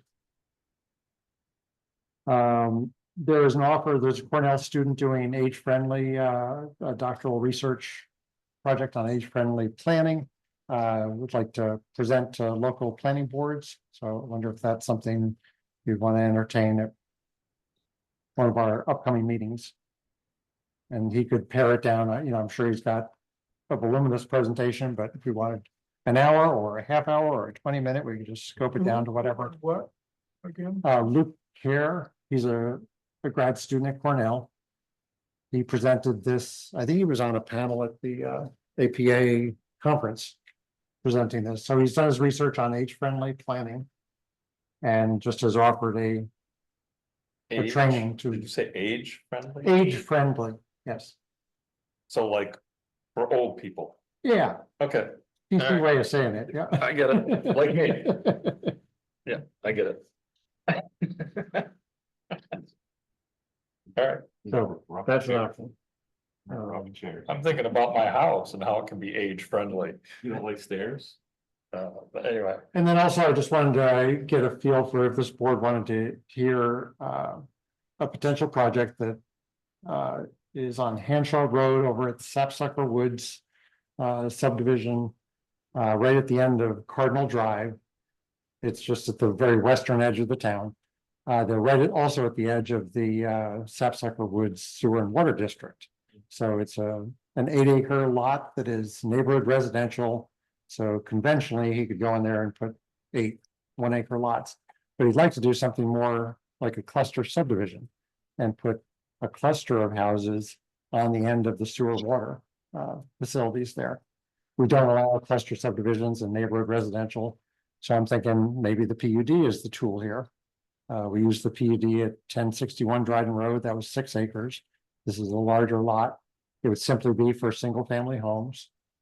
So, you know, the owner is trying to get a feel for, you know, what's the proper path? What's the receptivity level? Would we want to just have them come to one of the next couple of meetings and present a concept and get some feedback? How, we changed the zoning in Barnet to allow conservation subdivisions. How hard would that be? Because the PUD is gonna cost them a lot of money. Yeah, because it's both boards and back and forth. Well, in the engineering and design. Would be, but I wonder if it would be easier just to change the zoning law. Yeah, that's another path. I think it'd be interesting to see. To hear about. Yeah, okay. Project. Why don't I have them put together? This is Larry Fabroni is working, the engineer that's working with the landowner. So you could put together, you know, the concept and come and present in one of the next 2 Yeah, months. so all the verbiage that was devoted to cluster housing that we've never done Yeah. might be worth seeing. I think, yeah. Well, the problem is, this says water and sewer, so it actually would work. Everywhere we've done it, it hasn't had water and sewer, so you're still limited to the health department, you know, that 1 acre, so like. With tiny timbers and all that. Right. And we still ended up with 1 acre, 1 acre, 1 acre, yeah, you could save 10, but which is great, but, or 6. I think it's 6.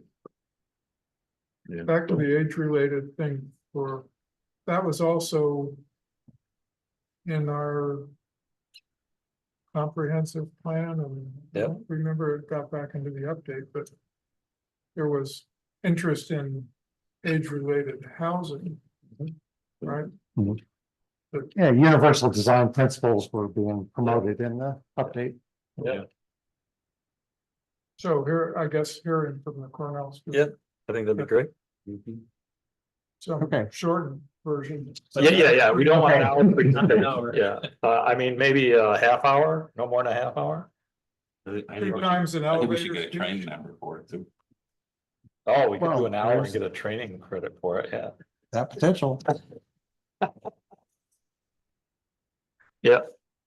Okay. And that was too long. What's Yeah, that? yeah. Get those hours where you Alright. can, All right, that it for planning? Okay, yep. That's it for planning, town board, Dan? Yeah, hi guys. Unfortunately, I tore my Achilles a couple weeks ago, so you won't be seeing me around as much. That's why I'm on Zoom. I'm on crutches or a scooter or whatever means I can get around, but it's I can't drive a manual, and all my cars are manual, so I can only drive when my wife's not using her car. New reality for me, but it's good. It's giving me a perspective on what it's like for people who operate on disabilities with disabilities.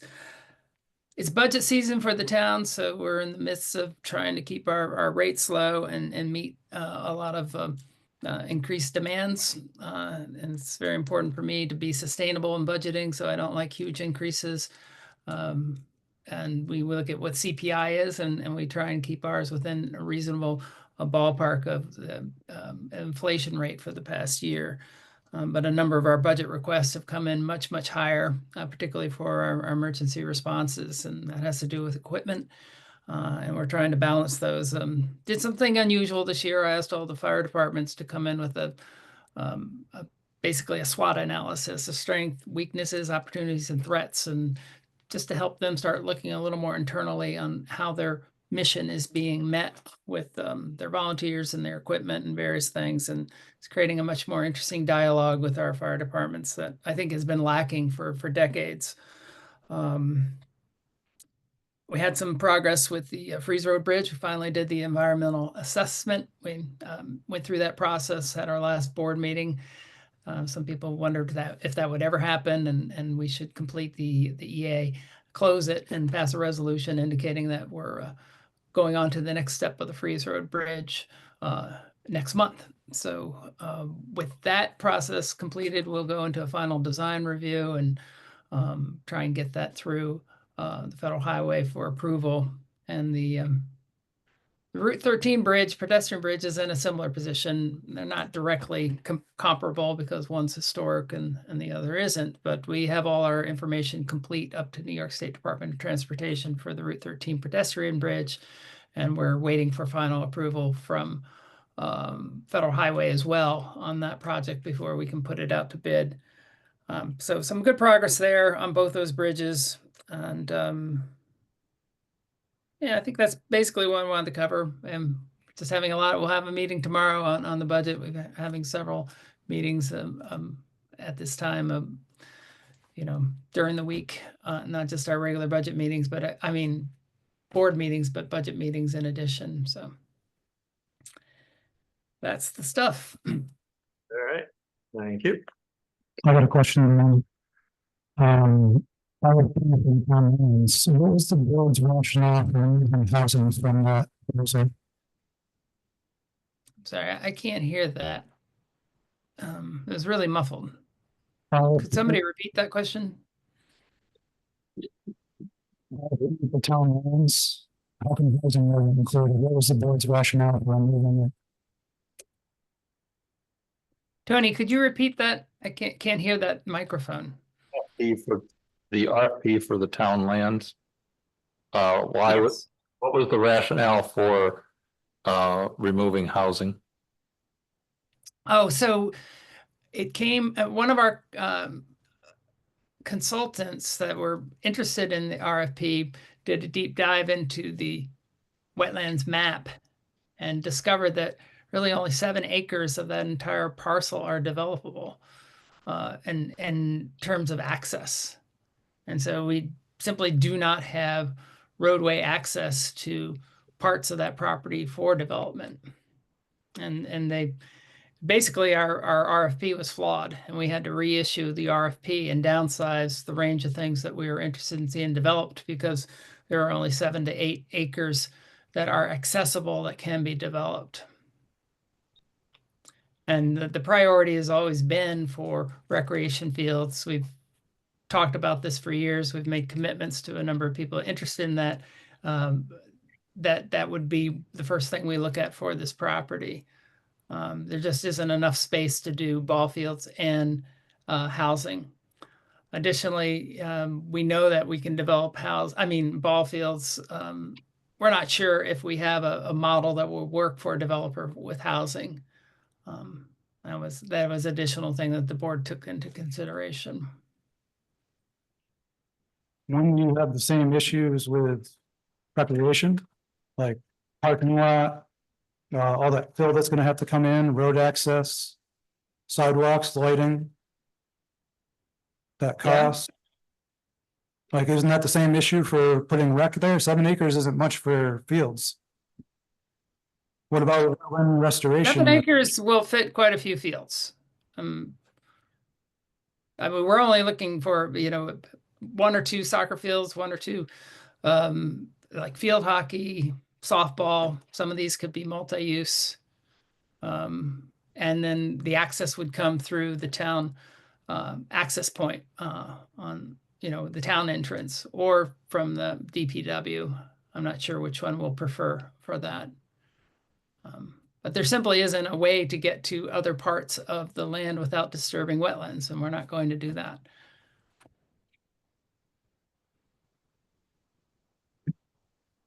We had to make a choice, and you know, that's part of what we're elected to do, is make choices and balance interests from different parts of our community that are asking for things. And you know, we've heard for years that the town lacks recreation space. Our recreation programs are out of space that we're trying to run for the current people that enroll in our rec programs. Trying to use the high school space for our rec programs has not worked out very well. So we need to, you know, honor the programs that we have and commitments that we've made to find more space. Glenn?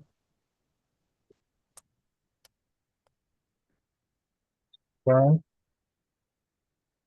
What is it? Are these not working? The light on. The lights on. Yeah. What's your question?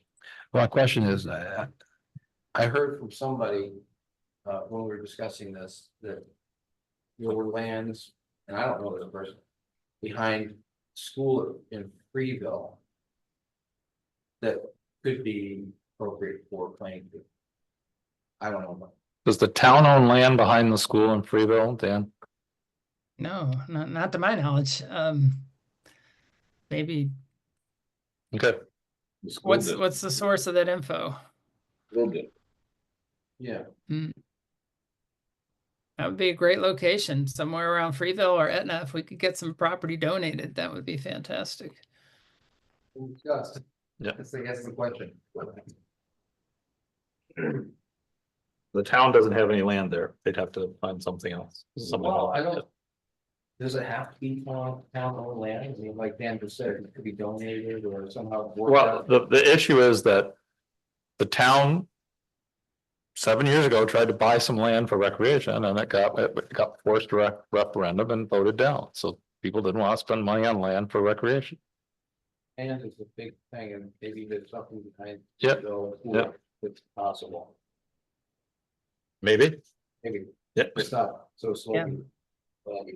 Yeah. Well, so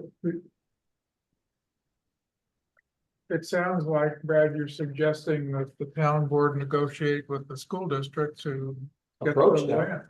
Well, why don't you say that? Approach them, just have a conversation. What's the harm in that? I don't have an answer. I don't know the land personally. Yeah, I don't know if, I don't even know if the school board, I don't know what land you're talking about. So I mean. If the school district or the town had land there, then maybe there could be a conversation about it, but. If it's private land, the chances are that the town's not gonna be able to buy I'm it. curious about it, so Yeah. I'll look. Okay, all right, so Town can't buy it, but they can spend a ton of money to retrofit land that isn't set for recreation. I'm just telling you what the voters did. I mean, that doesn't make any sense, and it's against the town board, well, not town board, the town housing recommendation to the town board and this planning board's recommendation to the town board. That's why I bring it up. Yeah. What's against? I'm not following the thread. What's against the recommendation? We got limited by, we overestimated, all of us, what could be done on that property. And then we got a reality check from a consultant that knew better. That's embarrassing for all of us, but it's reality. And so we can't do all the things that a lot of us thought we could do on that property. Right. So why was that land bought from Cornelius then? Is this a swamp? No, the town bought it. Oh, yeah? It wasn't donated? No, towns required road in for Cornelius whenever he wants it. Who's gonna pay for that? How's the town gonna pay for that? It has to be the village specs. Village specs means curbs, sidewalks, lighting.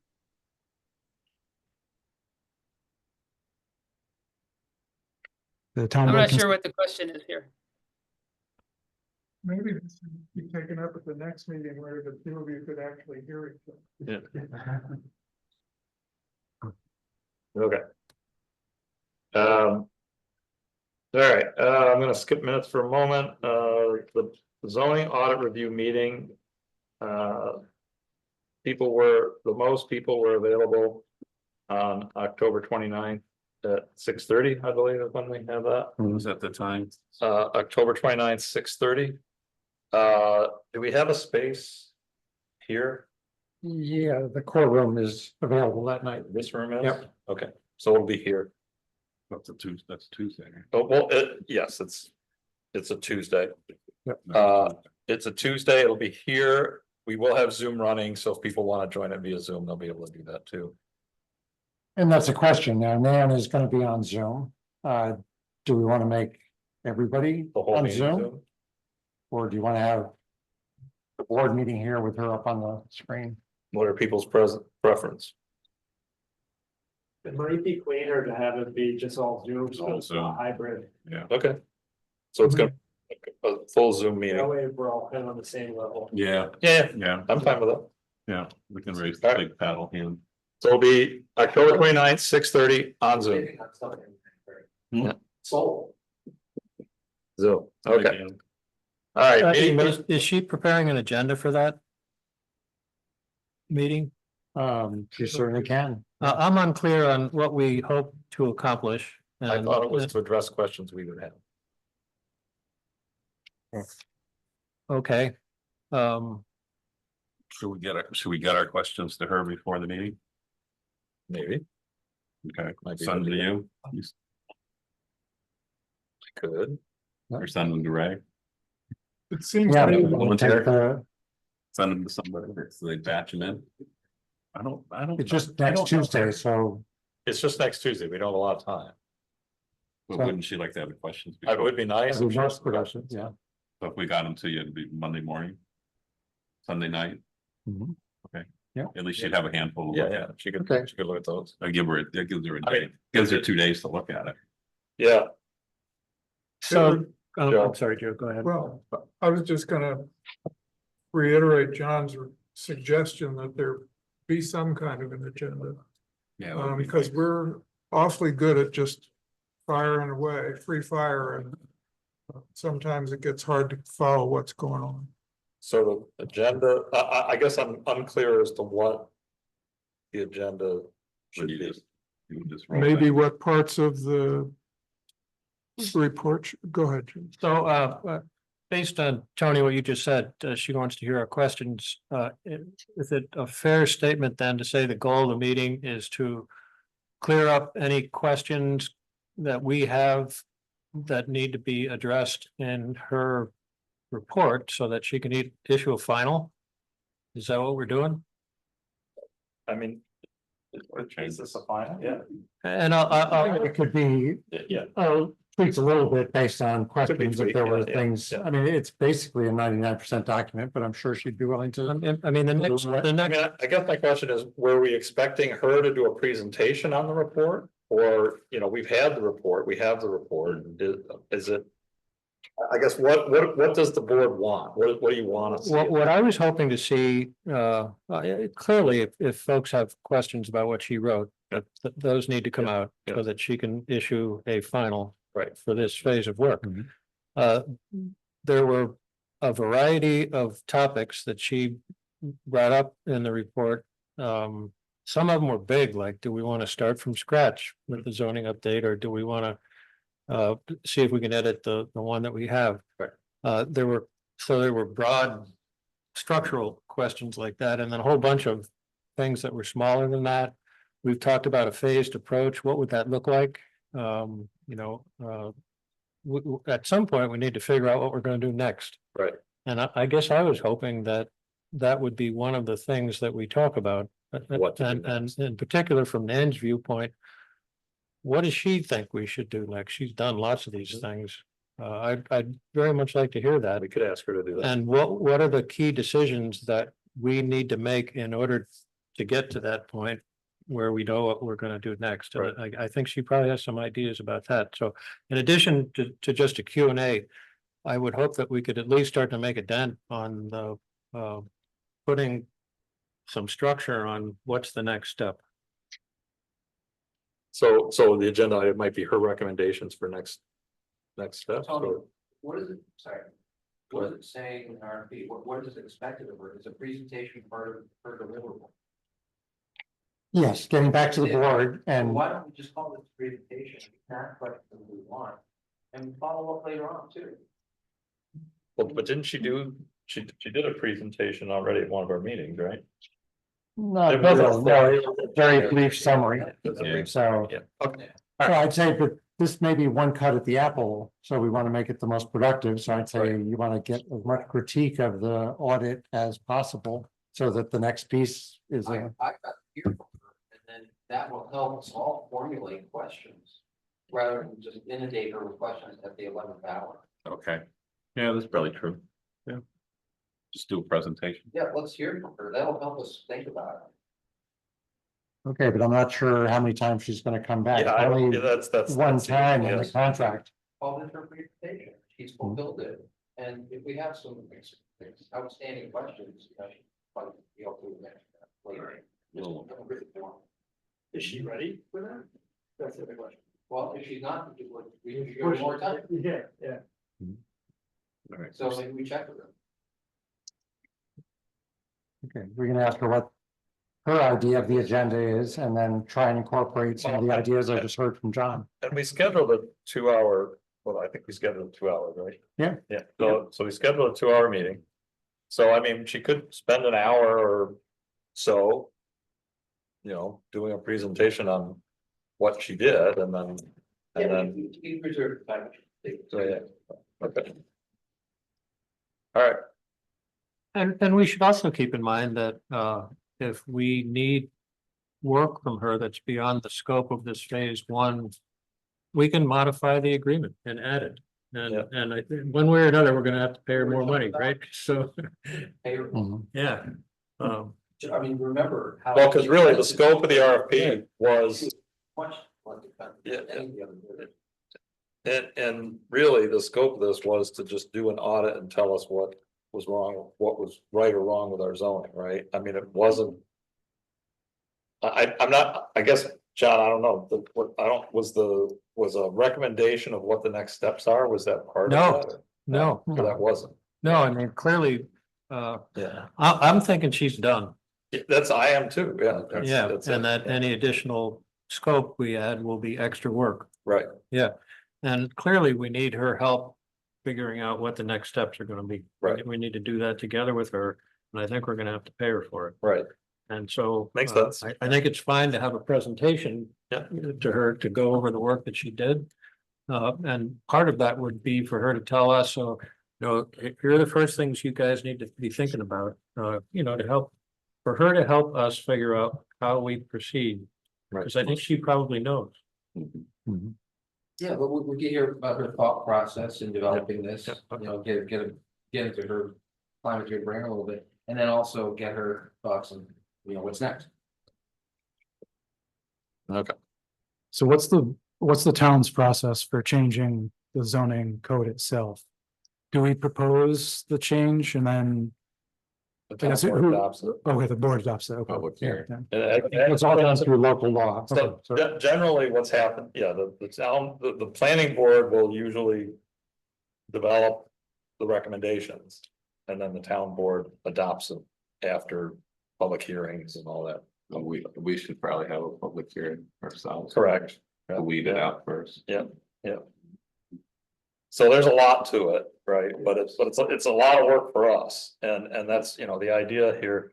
We know we were probably gonna have to hire a consultant to do that part, right? With us. But that wasn't included in this part. This part was her to just do an audit and tell us, make recommendations about the things we need to look at. Oh, this is part of phase two. Phase two type of. Absolutely, right. yeah. Yep. So we all set on that, so we're 29th of Zoom, Ray, you and I can talk about what to tell her for. Still, we should agenda. rather do a presentation. We're gonna check with her, see if she has one. Yeah. Yeah. Yeah, I'm sure she's ready. Yeah, okay. All right, last thing is minutes, before we go through this, I didn't want to bring it up on the screen again. But I do have a sort of marked up copy. Most of the changes don't really change the meaning, they just change, they're sort of making things clear, so like in place of, like some places I say, in place of we, I say the town of Dryden, or we, the planning board, right? To be, so that these are clearer as to who we are talking about when we say we. Right, so, and, the initial parts, I just adjusted like who was in person, who was on Zoom. Minor changes there, the battery storage one, the one comment, the one issue I had was. It said, the minutes say this is an early introduction as they will not apply to Dryden until 2029. I don't think that's what they said. I They think want to be that's- online. They want to be online in 2029, so the application would be sooner than that. Yeah. So actually, if I just change this to say apply to be online by 2029 or something along those lines would be clearer. Right? Yeah, they have project online by. Have the project online, okay. Project online by 2029, okay. And just doesn't need to go in the minutes, but when Ray and I met with them last spring, they talked about. What they said to us is that before we start to invest a lot of money in design and stuff like that, we would really like to see you guys take a step and modify your zoning to have an expression that, yes, in fact, Dryden is willing to let this happen. And they asked if it was possible for that to happen next year. Yeah. It's like in the spring. Yeah. So there needs to be activity on. Yep. So. But with saying the project, I mean, do we want to put an earlier date there, I guess is what I'm saying, because to say the project online by 2029, there's a lot that has to happen sooner. In order to get the project online by 2029. Right, so. Absolutely. Yeah, so, yeah. Yeah. Okay. And that's the New York State, part of the New York State Energy Plan is to have, I can't remember how many gigawatts of battery storage online by 2030. And Right. so that's what they're trying to do. I just reworded some of this to make it, again, a little more concise. Did not change the meaning at all. I made sure that we mentioned who was presenting. You know, the recommended, changes. I just kind of reformatted it a bit, and I didn't think we needed all the verbiage. You know, it just seemed a little ancillary. Thank you, Tony. Well, Yeah, you're not kidding.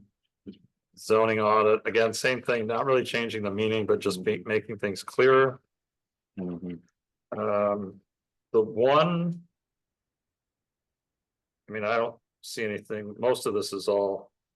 That kind of stuff, moving some things around, reformatting. The one section. That I think needs to be completely rewritten.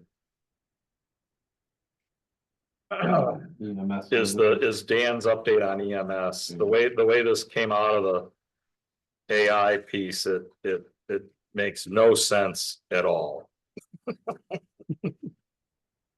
So. I guess, Dan, what I may do, if I send you something in an email, can you maybe just make more sense with what you said?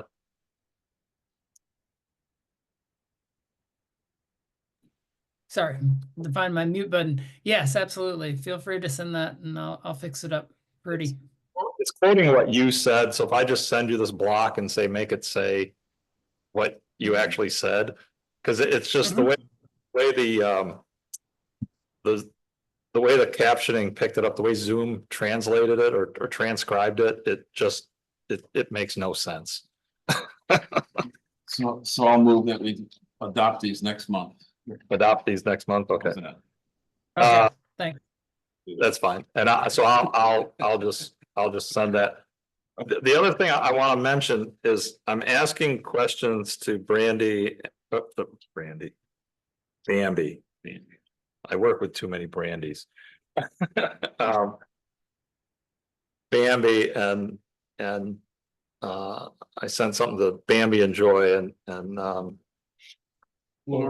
Cassie, I think. I'm trying to find information on meeting recordings and minutes and bringing us more in line with New York State open meeting law guidelines. And we do have a YouTube channel now. There are town board meetings being posted on the YouTube channel.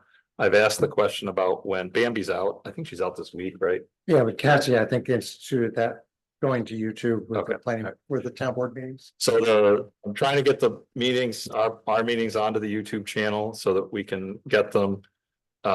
Chris, I am trying to get a hold of a copy because you wanted last month's, right? Yeah. I think in general, I'm trying to think of better ways to handle the minutes. Without having to like bring them up on the screen and edit them as we go, right? Are there better ways to do that? And one of the things that we should be doing, right, under open meetings law is at least the draft minutes should be being posted on the website 2 weeks after we have the meeting, right? And they can be posted as draft, right? Last week. Yeah. But, so anyway, I am following up on that. And we'll see where it goes. So if that makes So sense. the YouTube, I think everybody had a computer with a camera on them, the town board. Yeah. So everybody would have to have a camera. and a mic. No, I mean, it's the recordings of these meetings are, the audio is all picked up and. But when we yeah. talk, it doesn't pop up who's talking. It does not pop up who's talking, right? And that also makes the transcription.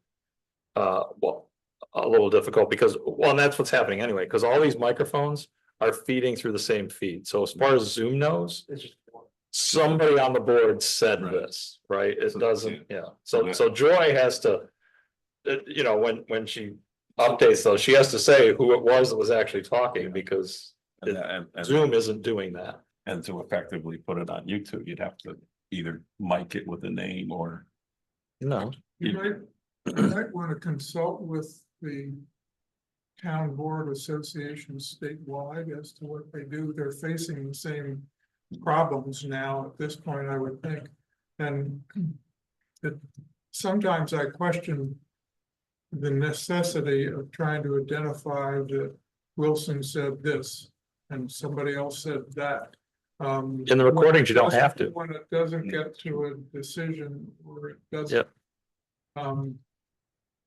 Make a public record of what the rationale was for decision X. Right. So, but I'm guessing that they're wrestling with these problems and also may have recommendations on how to consolidate and focus the minutes in a way that we aren't doing right now. Because from the recording perspective, one of the things we do is if we have a vote on something, right? We'll vote on it, but I will say on the microphone who voted what. Like I'll say it's unanimous, or I'll say it's, this person said yes, this person said no. So that we have a recording of, so that it's in the recording that when we have actual votes. That was what like to be just listed the discussion items. Yeah. So the record that we. Yeah, we just. well, that was the other thing. There was a recommendation. I think Gina suggested it is numbering the agenda items so that in the minutes we can number them, and do them that way. So you notice this month's agenda has numbered on the agenda item. So, all right. So we know what we're doing there. I think that's it for tonight, right? Time is, it's after 8 o'clock. It's what? It's after 8 o'clock. It's then after 8. I have a question. Is there a Yep. zoning program down with permit for bylaw number 13? The one that got crashed. Because yeah, it looks pretty scary. It's the whole side out, and if it fell, it would fall for the highway. Okay, no, I haven't seen a demo permit or any engineering report on it. Yeah, the chain around it, the big hole right there. Nobody has fallen. Yeah, That's awesome. the ball right onto the road. It's fun to watch and do that. Yeah. Sledgehammer, start whacking away in them. Yeah. I didn't know if you're aware of it. Yeah, I'll see if we can get some And they actually report on it. They don't tip over, they just sort of. Sometimes. Sometimes, yeah. No, they really do. They sort of fall on, I've seen videos of them. they don't go too far. All right, anything else? Anything else? On Zoom, anything else? No? No, I think thanks. I'd say we're adjourned. Thanks, Dan. Good night, everyone. And